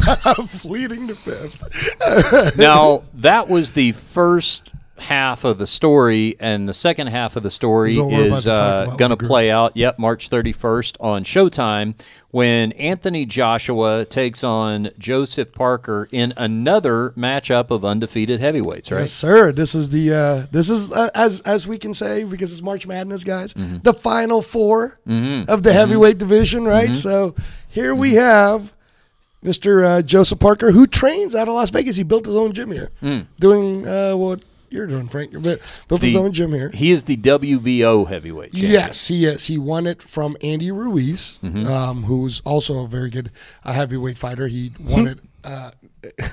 What? No. Oh, okay, all right. Andy Ruiz. It was a very tough majority decision. There's some people that actually feel Andy Ruiz had beaten him. It was a good fight. It was a good fight. Definitely showed the skill level of Joseph Parker, who is a big person. He's very big. He's very fast. He's very agile. Uses the jab well, right? Joseph Parker's 24-0, 18 knockouts. Now, here's the thing. if you this guy, Anthony Joshua, who we have talked about on the show before, is the man who dethroned Klitschko. Yeah, right? That was a fantastic fight. And that was the tester. That was really the tester. Can this kid, 20-0, 20 knockouts, Olympic gold medalist, can he live up to the hype? And that was the fight that showed us, okay, yes, he can. Now, here's a little thing for phone booth fighting listeners who want to kind of do their research before they get excited over watching this next fight. His next fight after that is against heavyweight named Takam. And it wasn't as good. No, actually, it actually kind of pulled a little steam out of the sail. And recently, when we talk about it, and why? Let me ask why. He just didn't dominate, and the guy was more of a journeyman, a good skilled guy, but older, not somebody that was considered a threat to win the fight. Yeah. And basically, Joshua, because of the hype of coming off of knocking out Klitschko, on paper, the thought was he should run this guy over. It shouldn't go 6 rounds. Yeah. And it did, and he won. It wasn't a close fight. But it wasn't a blowout. Gotcha. It wasn't a dominating, you're the heavyweight champ of the world and this guy shouldn't have been in there with you. Yeah. Gotcha. And here's the thing, too, is that even, the other day when Do It All Bob Ware was wrapping his hands and, in the Mayweather gym, it's very old school. We talk about boxing, we're talking about Joseph Parker, we're talking about Anthony Joshua. As we all talk about these type of things, like one of the things I'd said was, I feel like Anthony Joshua is kind of like, in boxing right now, our version of the Incredible Hulk. What I mean by that is, in the Marvel with the Incredible Hulk, the more you attack him, the more you challenge him, the bigger and stronger he actually gets. I feel like Anthony Joshua is that guy where when he fought Klitschko, he matched up to the fight. Yeah, he fights to his opponents. Yeah, and then when Takam fight him, then that's how much you're attacking. Well, that's how much I'm doing. And what makes this fight so exciting, Richard, even if you're not a boxing fan, is this guy, I believe, Joseph Parker, is going to fight the fight of his life. He is trained his tail off. He is in phenomenal shape. This guy is moving fast, amazing jabs. Bob Arum swears that this guy is going to destroy this guy. And actually, I believe that he is going to come at his very best, and that's the reason why I believe we're about to see why this guy is as amazing as he is. He's the Incredible You Hulk. think Anthony Joshua rises to the occasion? Oh yes, I actually think Anthony Joshua knocks him out, and I think Anthony Joshua finishes him. Kind of like Wilder Ortiz, probably later rounds, stoppage. Now, this is a title unification fight. So yes. Joshua's got the WBA and the IBF. Parker's got the WBO. Now, over there on the left side of our screen, Anthony Joshua is holding 3 belts. And he's got a green one. He's got the IBO. Well, the IBO. Okay. Yeah. So where's the WBC? The WBC is Deontay Wilder's belt. Oh, right. Okay. So then... if one of these guys, ultimately everything will be unified, won't it? Exactly. And this is the first time we would have because the winner will get Deontay Wilder. Exactly. And this is the first time, and it's fun to see this because we haven't had the Ali versus Frazier one in a long time. And this would be, how that was the fight of the century, Ali Frazier won, 2 undefeated heavyweights. Even in the movie, they were like, yeah, Joe, you want to fight me because no matter what, you'll never really know if you're the real champ until you actually fight me. And then Joe Frazier, beats him the first fight and then the whole trilogy. We have that potential here. And in fact, Eddie Hearn, who is Anthony Joshua's promoter, had already talked about, should this come to fruition, they're probably going to sign a guaranteed 2-fight deal in where the first fight will happen in Las Vegas, T-Mobile Arena. Massive money's going to happen. But then the second fight's going to happen in England no matter who wins or loses anyways, because they'll probably pack over 100,000 people. That's one thing about boxing. They may not have the big fights as frequently as MMA does, but when they do have the big fights, they can really turn Super them out. Bowls. Yeah, absolutely, especially overseas for the attendance records. It's insane, Richard. And this is where, I keep going back to you, man. Isn't it time for us phone boot fighting to start getting our boxing credentials on? We're working on it. We're doing it. How about we go for this one? Yeah. Anthony Joshua, Deontay Wilder. That'd be a good one. I tell you what, if I was going to be be in a place where 100,000 people were trying to watch a boxing match, I'd have to have a media credential, because I can't think of anything worse than sitting in the 99 percentile section of or I should say like the 1% section of 100,000 people trying to make out what's happening in a boxing ring. That would be rough. It would be, yeah. Does that make sense, what I just said? Yeah, no, it does. It does. What I was trying to say is there's going to be a lot of bad seats. I need a good media seat.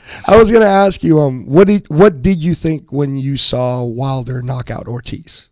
And in the way it happened? Well, I mean, first of all, I thought that we were seeing, for the first time in a very long time, a heavyweight fight with a compelling narrative throughout the fight. One of the tough things about boxing, in my opinion, and a lot of times it's because of the way the matchmaking is done, especially when fighters are working their way up to main event status, is a lot of times whatever happens in the first couple of rounds is going to be the story of the fight.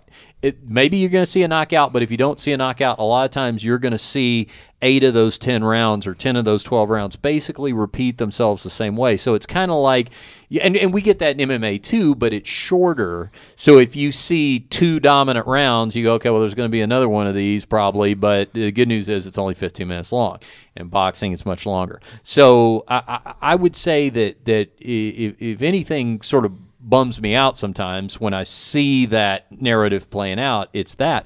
But when I see the back and forth, when I see that there's some moments of resilience and the come from behind possibilities and all that, that's when I really invest in boxing. And we saw that through my awareness a lot of times in the lighter weight classes. I mean the Morales Barrera, those back and forth fights, that kind of thing, where you would really have to go back and look on paper and go, okay, who won more rounds here, and which ones were they? And who won more rounds out of this fight versus that fight? I mean, it's not a foregone conclusion, and I like that. That's what I guess what I'm trying to say is what I noticed is the absence of a foregone conclusion. That was nice. And now we see that excitement. Yeah. Now to you, sir, on this one, Anthony Joshua, Joseph Parker, who do you pick? Well, I think it just comes down to when you get 2 great skilled fighters, the bigger guy has an advantage. And and Joshua Parker or Anthony Joshua is just too big. He's a legitimate 6'6", 250-pound athlete. I think he fights but you're not buying into the fact that Joseph Parker's last fight, in where he won in the UK against Huey Fury. 6'6".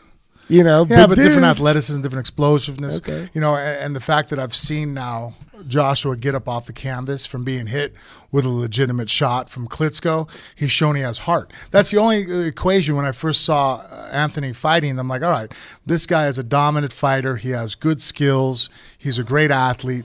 This guy has never been on the receiving end of an ass whooping. What's he going to do when he finally gets there? And that's usually the problem with most big, powerful athletes. They're mentally weak because we're used to running people over. We're used to walking in the gym and going, well, I can fucking take everybody's lunch here, and what happens is the first time they're exposed and put there, it's a panic. Most humans panic when you go into unknown territory. Mm-hmm. First time you go on stage, first time you go in front of a classroom, first time you get your ass handed to you. A lot of people buckle down. Very few human beings, the first ass whooping they receive, rise to the occasion.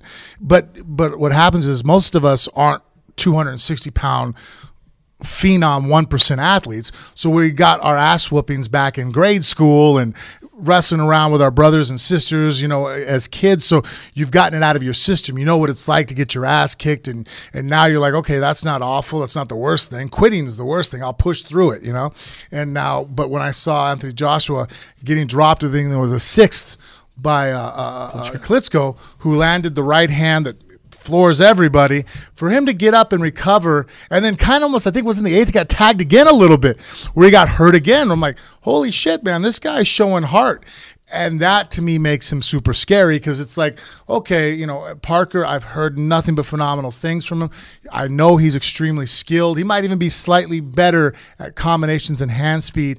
But at the end of the day, it's like, okay, technique is great, but then once you get technique within a certain realm, now it's going to come down to heart and willpower. And I've seen Anthony's in a big scenario in front of 90,000 people, in front of a hometown, fighting a legend, getting up off the canvas and going back and winning via knockout. It's hard for me to pick against Anthony Joshua now. Like I said, he showed the one element that I had doubt. I'm like, well, I mean, if I profile this guy, it's pretty easy to say that he probably is not going to be that mentally tough because of all the advantages he has. I couldn't have been more wrong. He is extremely mentally tough, has a lot of heart. So heart in that body with the skill set that he has, I don't see anybody beating him. High praise from the greatest heavyweight MMA fighter of all time, Richard Hunter. So my thing to you is, so you saw Wilder do the same thing. Yeah. Show adversity, knocked out legitimate, undefeated. If Anthony Joshua does win this fight, and now we do see Joshua versus Wilder. Mm-hmm. First fight happens right here in Las Vegas, T-Mobile Arena.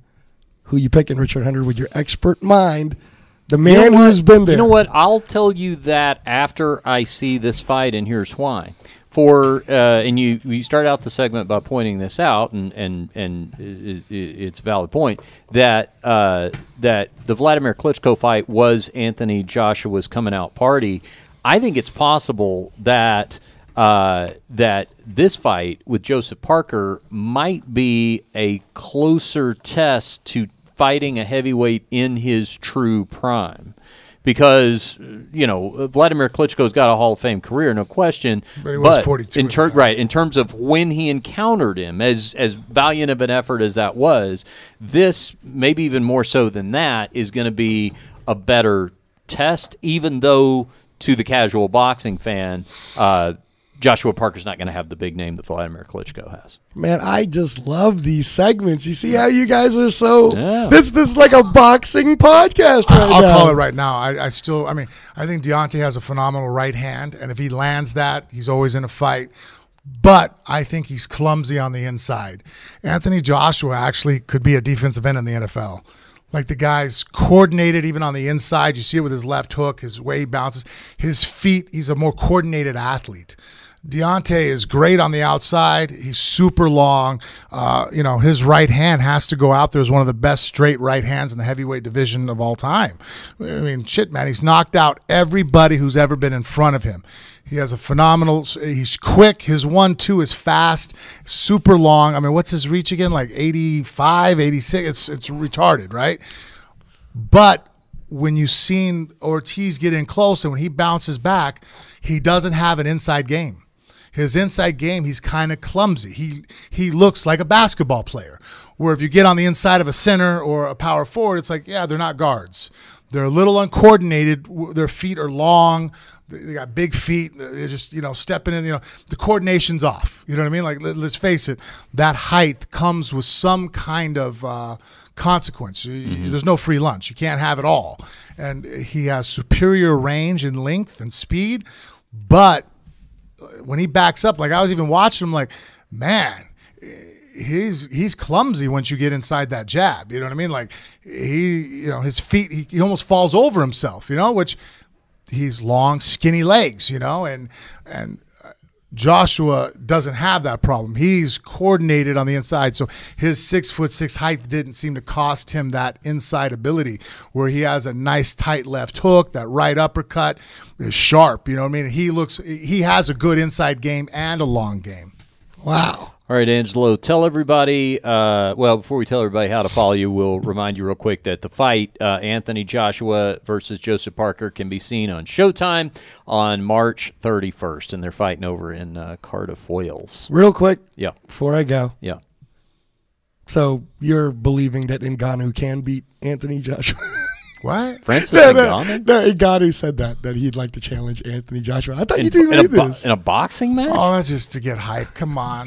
Anthony Ngannou would get I would give Anthony Ngannou my win purse on this next fight if he lasted if he lasted 2 rounds with Anthony Joshua. I mean, that's stupid. I hate okay, look.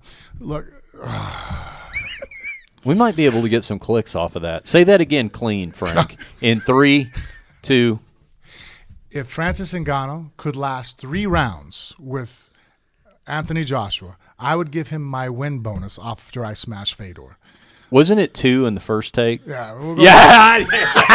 You know what happened? I started doing the math in my head. No, he heard Mrs. Mears' voice in his head. What the fuck? What is this everybody's posting about? All right, I'll go back with 2. Okay. If he can last 2 rounds. Yeah. Anthony Joshua has a gas tank. Francis doesn't. Yeah. He trained hard. Just some guys have certain athletic capabilities. And Francis Ngannou is a powerful athlete. He might be the most powerful athlete ever to be in the UFC or in MMA. If we sit there and go, hit that pad as hard as you can, dude, he's the gold medalist, right? I get it. But if I sit there and go, okay, now lift that sandbag up and run over with it, he's probably going to come in last place in the heavyweight division. Yeah. His cardio just isn't very good. He's just not built for it. He has a lot of white fiber tissue, extremely explosive, no endurance. And it's not because he doesn't train hard. The guy does train hard. It's just, I try to explain to people, like certain athletes, you have certain, some guys can be really good at running 800 meters. Some guys are good at indoor 60 meter. Different athletes have different capabilities that they're naturally gifted towards. Now, with those gifts, you can try to accentuate them and improve upon them, and you can bring up your weaknesses. But if you weren't born as a natural marathon runner, I don't give a shit how much you try. You're never going to win the Boston Marathon. Yeah. You might become a better marathon runner that you were born as. You can improve upon what you were given by the genetic lottery, but you're never going to go ahead and excel and beat the rest of the world at something you weren't born naturally good at. It just doesn't work that way. And I know there's all that like, well, you got to tell, my parents told me I could be anything I want to be. And that's why you're an idiot working at fucking McDonald's now, because you didn't set your goals correctly and sit there and try to be logical about what is within your capabilities and what you can honestly do. And as martial artists, we have to do that all the time. You have to sit there and go, well, I'm good at this. I'm not so good at that. This is how I'm going to game plan. You can't sit there and go, well, shit, I'm going to stand here with Francis Ngannou and knock him out and prove a point. All right, you're probably going to have a short night. You're like, or you could jump on him and push him against the cage for 5 minutes, and then when he gasses and his tongue falls out of his head, hit a single, take him down, and choke him unconscious. You know what I mean? Yeah. Like, there's a certain game planning for certain things. And Francis, just sit there and imagine that you can go with a gold medalist. Like, that's what kind of pisses me off. I know we call people out, but there has to be a certain amount of respect in our sport, Like, that's the heavyweight champ of the fucking world. He's a gold medalist in the Olympics. Now, if Anthony Joshua says he wants to fight me in an MMA fight, I'll eat his lunch. Mm-hmm. But, you say a boxing match, I'll be like, hey, man, I'll be proud if I can if I can make it into the second round, I'll consider that an accomplishment. Yeah. If I can survive 3 minutes with the best heavyweight boxer in the world, that's something, in between the round, I'll look at Jen and be like, honey, we did it. I might get knocked out in the next fucking round, but I'll be proud to go that far. Yeah. Because I have to respect what a guy's accomplishments are. And I know that we're in this Conor McGregor era of calling motherfuckers out, but dude, let's just not be stupid about this shit. You know what I mean? Because it's just disrespectful. You don't want someone to disrespect your accomplishments, but at the same time, we're going to sit there and some guy who's never had a fucking boxing match is going to sit there and say he could fight the best one. And come on, man. Get the fuck out of here. You know what I mean? Go, Angelo. You hit that button. See? And right. It's just, that's irritating. You know what I mean? Like, the same shit. That's the same level as hearing some fucking guy that spars and trains at his fucking local gym thinks that he can fucking come whoop my ass in an MMA fight. You know what I mean? Like, so how many fights have you had? No, but I think I go, dude, really have some fucking respect. Yeah. You know what I mean? Come on, man. You know what I mean? Like, this is my world. If you walk into my house, you think you're going to fucking take my food off my table? This is my spot. You know what I mean? And the same thing, like, that's Anthony Joshua's home. Mm-hmm. Boxing, that's he's earned the respect that everybody should have. You're not going to sit there and say you're going to go out there and fucking just, I could go with him. Bullshit. Yeah. I'm so proud of the champ, which is why he's the greatest. Statistically. You know what? Statistically. You know what he is, Angelo? He's my greatest. Okay. All right. Hey, one last thing, because I just realized since you didn't know that, you must be missing a bunch of stuff. Frank, would you like to tell Richard just real fast before we end the show? Oh, wait, we're not ending the show. I'm sorry. My segment. Go ahead. Tell what you got. And then okay. Sorry, Frank. Would you like Sean to tell some love over here? Would you like to tell? I'm sorry. It's okay. We're getting there. We're getting there. What do you have to tell me, Frank? Well, this turned into Dr. Maury all of a sudden, didn't it? What do you mean? What does Frank have to tell me? I thought we were coming on the show to celebrate our anniversary. What? He has something to tell me? Your teammate, Anna Houlihan. Oh, I didn't know. Could we have her come up here and talk about it? No, but we can go into the. I think she already posted it. Oh, if she posted it. I mean, I didn't want to say nothing because that's her. Yeah. Can we go into the at Anna Houlihan? This is big stuff. This is big stuff. This is breaking stuff. This is the first one because she wanted to personally talk to Jen and Frank because she's very close with Jen and Frank and let them know also. And this is breaking news stuff. So. This isn't involving like some sort of weird surrogate pregnancy or something. Is it something like that? Mrs. Mere break. Wait, now she's getting involved. At ANA. Okay. JULATON. Yeah, why are you pulling this up? Is Skype ringing?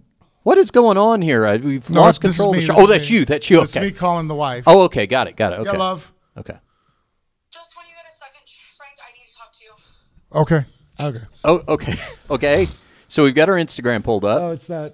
She hasn't posted it up yet. I know it's going up. It's going up today. So go ahead, Frank. Let Richard. Well, no, Anna it came off of. I mean, we talked about her last fight and how my opinion on it was that she was burnt out, and I think she did a lot of soul searching. She talked a lot with obviously with Angelo, and she came up to the conclusion that it's time to move on to the next aspect of her life, and fighting professionally is going to be behind her now. She's retiring from the sport of MMA and boxing. Even before the conclusion of the boxing match she's supposed to have with Heather Hardy, which I told her made me very proud because sometimes as fighters, you see a lot of guys go out there and they keep fighting for the wrong reasons, for paychecks or because they feel obligated to. Yeah. So for her to be able to make that call, I was actually, as a teammate, proud that she knew that if you don't have it in your heart, it's time to make that adjustment. And she did. And that was made official privately. She spoke to Alan Tremblay, her longtime mentor, father figure, Mr. Air Canada, at 7 a.m. And then her next call was Mr. Scott Coker, of Bellator. Right. And then, he's the Bellator president promoter currently, yeah. And then Frank and Jen was actually in the list of your 5 digits in your hands. And she was like, I really want to tell Jen and Frank. Before I let it all out. All right. Well, that is news to me, but congratulations to her on obviously in boxing she's a Hall of Famer. Career and in mixed martial arts, one of the few that's pioneered the transition. I mean, you got the example of Holly Holm and a few others, and I think once that probably becomes much more commonplace as the decades progress and the sports merge into one or hybrids of or whatever, then she'll no doubt be looked at as one of the pioneers in doing that. Well, now with female MMA, she's really into Bella, of course. I wanted to, obviously Bella's coming up now, and just in general, that's opening up the gym. I told her that if she stays here in Vegas, there's a lot of opportunities for coaching and even just teaching martial arts to women that don't want to be professional fighters. Yeah. I think it's a lot less intimidating learning from a woman if you're a woman. So I think that, especially the way the world's going with women entering into martial arts and wrestling the way that they are and all the different aspects, in boxing, I think that there's a whole opportunity for her to really step in and be a pioneer in the coaching and mentoring area. Yeah, and Frank, let me talk about that real quick because I know that even Kevin Iole wrote that story about how when we were first working together, Anna was a really good connector on you and me learning each other. So as a coach, if she transitions to that, what do you think? In all honesty. No, honestly, I think Anna understands what it's like to be in there and combative, and she also has a good mind for as far as is able to speak well. I think that's important. A lot of athletes are able to do things and fight and understand it, but they can't convey it to others. And I think that she has a good grasp of it to be able to also to transfer those thoughts over to others, and that's really the secret. I mean, there are a lot of great fighters out there, but they don't necessarily make great teachers, great professors, great instructors. And I think that Anna has the proper tools to do so. So I think that's a real exciting time for her to make this transition. I just realized that since I showed her my secret finishing move and she was never able to use it, now I'm going to need to pass it on to someone else. Yeah, Bella.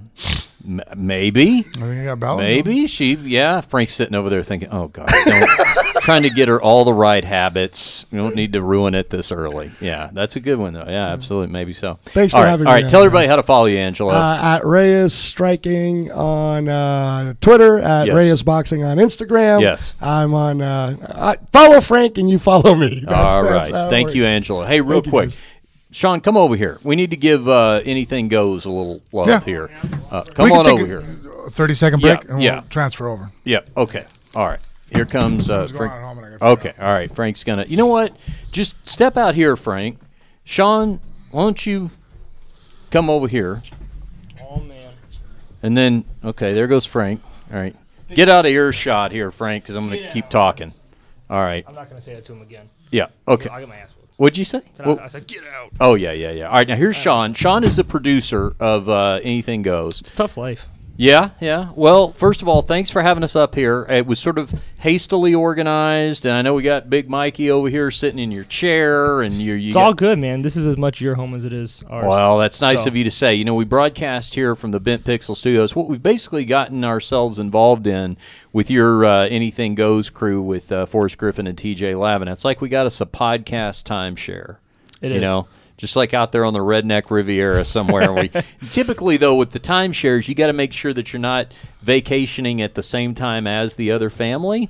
But with us, not a problem. It turns into a party. It turns into a party, absolutely. Big timeshare party. Yeah, and so if we'd have just had TJ, we would have been firing on all four cylinders, this four-cylinder engine. He would be here if he could. Oh, absolutely. I know he would be, yeah. Oh, absolutely. Yeah. So anyway, thanks for kind of helping us throw this one together. And like I said, we had Jim Florentine Skyping in and Angelo stopping by. We had all kinds of – we had a retirement breakout. I didn't know somebody was retiring. That happened. So what I wanted to do, though, is for our Phone Booth Fighting listeners, obviously your Anything Goes crew already knows all the stories.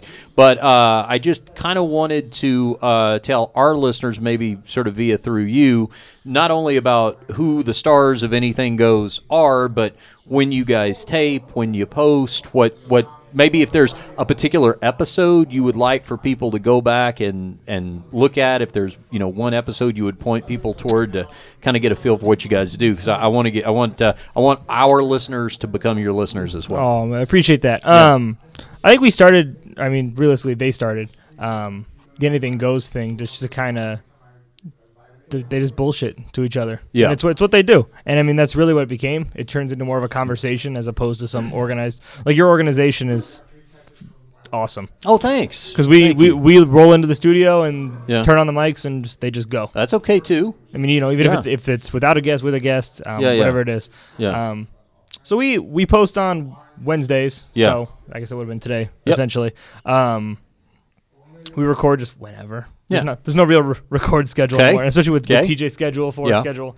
But you guys basically try to crank out a weekly episode. Yeah, if we can. Yeah. It is what it is. Yep. And Bent Pixels here also shepherds our YouTube vessel for you guys and for us and for a number of other notable podcasts. And they're great at helping us combat the piracy out there and all that sort of thing, and making the YouTube videos look good. And I know you and Daniel here helps us out a lot with that. So absolutely. If you watch us on our Phone Booth Fighting YouTube channel, then you have Bent Pixels to thank for that.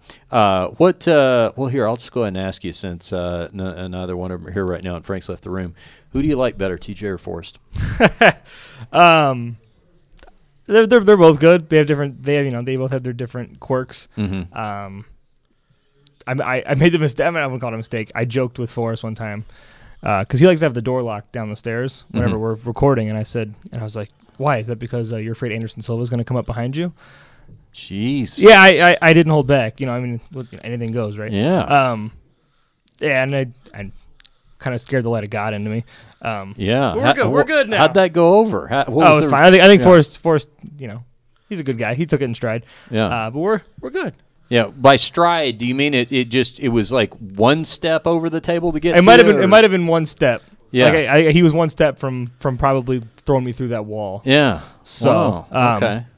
No, but I mean, I don't mean anything by it. Yeah. I mean, I'm not intimidating. I'm not gonna do anything. Well, you might be burying the lead here. What's the story about making sure the door's locked? Does he have somebody after him? I don't know. Does he owe somebody money? He just said he doesn't want anybody to be able to come up behind him. Okay, I get that. My dog Mel doesn't like that either. He always keeps his back to a wall. Well, you know what? That's safety first with Forrest. And I know, yeah. Okay, that makes sense. Now, what about TJ? Did you know either one of the guys prior to doing the podcast wouldn't say like for very long? I knew him. Like I think I'd met him a couple of times. Yeah. Prior. Yeah. I mean, obviously, I watched both of them when they were in their prime. I mean, TJ. I was big in X Games when I was growing up. So for me, TJ was awesome. Him and Travis Pastrana. Yep. All those X Games guys. So that's kind of it.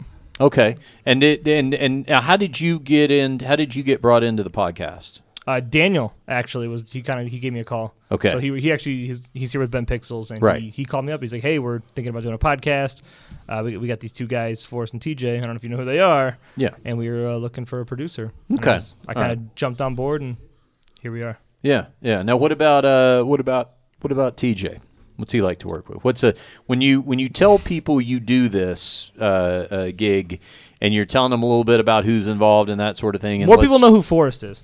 Yeah, more people know Forrest than they know TJ. Well, that makes sense because I mean, from a modern mainstream perspective, network television, all that kind of stuff. However, in that world, and I've been exposed to that X Games extreme athlete world.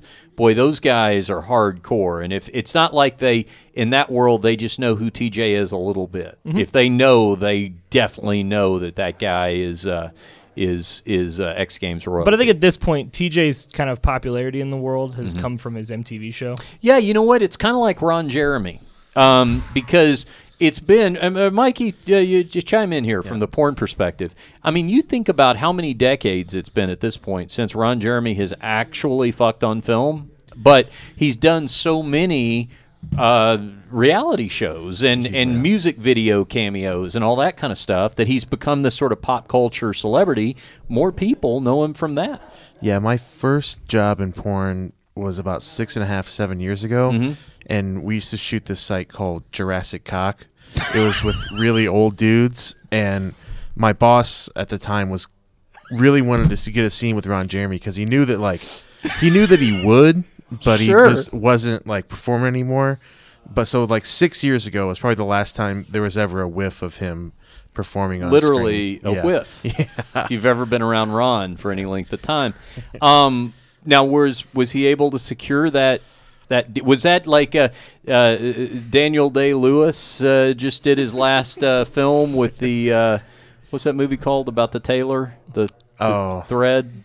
I'm lost already. Loose thread. I forgot the name of it, but yeah, I heard. Sorry, I was trying to impress and I fucked it up. No, we you weren't able to secure. Well, the company stopped doing that site and they switched to something called Passion HD. Are you telling me that the Jurassic Cock series literally went extinct? It did. Yes. Zing. I recovered. Yeah. See what I did there? I fell in a hole, took a moment, took a beat, Zing. and I recovered.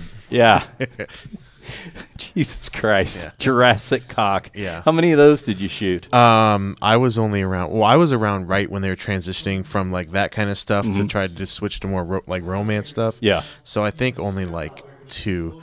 Okay. And it was with this guy, his old guy named Dirty Harry. And it was pretty funny story I always tell. Go ahead. Make my day. There you go. All of our guys were getting paid. They were getting paid about 400, about the range of guys we use. Yeah. So I was filling out the paperwork and I wrote 400, and my boss comes over and he goes, "Wait, what did you put for Dirty Harry's rate?" I went 400. He goes, No. Dirty Harry gets paid 250, and he's fucking lucky he gets that. You overpaid Dirty Harry? Well, no, they caught it before he actually got paid. But I just assumed because every other scene we've done, the guy got 400. And we were like, and my boss came over, was very, very adamant that Dirty Harry only gets 250. I feel like Dirty Harry's got some history. That is, man, I tell you what, Sean, when you're getting paid $400 to fuck in a porno and somebody looks at the paperwork and goes, whoa, too much. Hang on there, Prince Charming. Yeah, I don't know who inflated your self-worth there, but I've got you checking in at $250.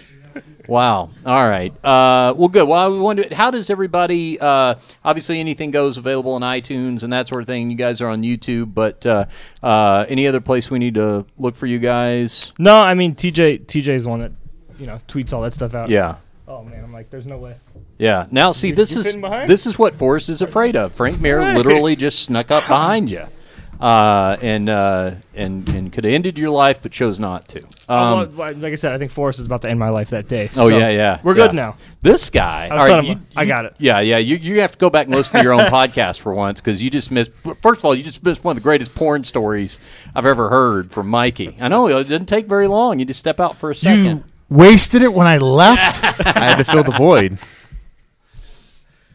You can listen on iTunes. Yeah, absolutely. And while you're listening on iTunes, click on those 5 stars, will you? That is very beneficial to us. Won't cost you a thing. And if you have an extra moment or two, write us a favorable review. That is very helpful to us as well in iTunes. Dirty Harry will find you. That's right. Boy, what do you hear the story, Frank? I'll tell you after we wrap.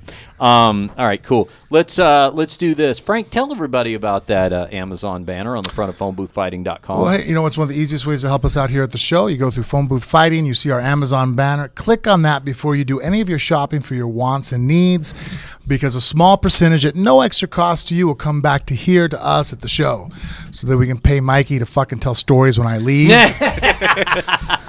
Asshole. Yep. Please do that for us. And really above and beyond anything else, and same goes for Anything Goes and Forrest Griffin and TJ Lavin, tell a friend. You know, that's how we grow this thing, one listener at a time. You just spread the word. You tell your buddy who's a fan of MMA or just good conversation in general. Next thing you know, we have a new listener, and you and your buddy have something to talk about. Hey, did you hear the latest episode of Phone Booth Fighting or Anything Goes? And then you got something to talk about, sometimes to argue over. And we just got to have you guys on the show again, because the first time you guys came on Anything Goes, it might have been our most listened/watched to episode we did. Well, hey now. All right. Anytime you guys want us to come on, I mean, just shut that show down. Just join us. Might Phone Booth Fighting. Let's just be real. Forrest is weird. We'll keep him. I like TJ. Just do it, man. I'm getting thrown out the window, so it's all good. No, we got there. We need a chair. We don't have anybody sitting there, man. It's an open chair now. Yeah. But you guys have stiff competition, though, because it was between like you guys. We had Megan O'Leary and Joe B.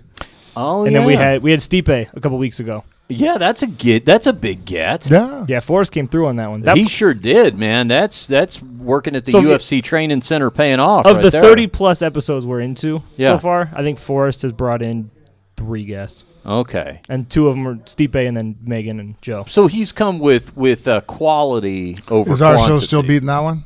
It might be, actually. Yeah. It's between, you guys are ahead of the Stipe one, but maybe not ahead of Megan and Joe. Yeah. Megan's got like her fans. Well, they're she's a good they're follower. An attractive couple. I mean, let's be honest. I mean, that's always. They're going to make good-looking midget children. Oh my gosh, will they ever? I mean, always. They're going to be small. They're going to be like my Yorkies. They're downsizing. Right. Yeah, and they're going to be. You know, they're always going to be like very fashionably dressed. Oh, I mean, they're just always going to be. Yeah, you're not going to ever catch them off guard on a bad day. 5 feet of just great fashion. Yeah, exactly. All right, good stuff, Sean. Well, listen, thanks for helping us put this one together. Let's don't let it be so long next time, and thanks to all you Anything Goes listeners for hanging in with us here on Phone Booth Fighting and letting us crash the party. Frank and I really appreciate it. The problem is all the Anything Goes, they know my face now.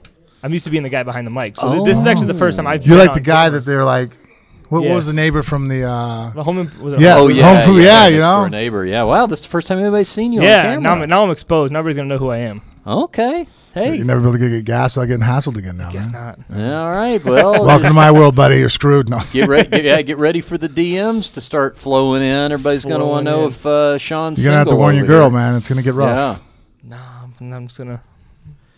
Okay. Yeah, don't even tell her about this episode, right? I don't know what you're talking about. Okay. All right. Very good. Very good. All right. Well, thanks for helping us put this one together. Yeah, thank you guys. Like I said, it's good having you guys here.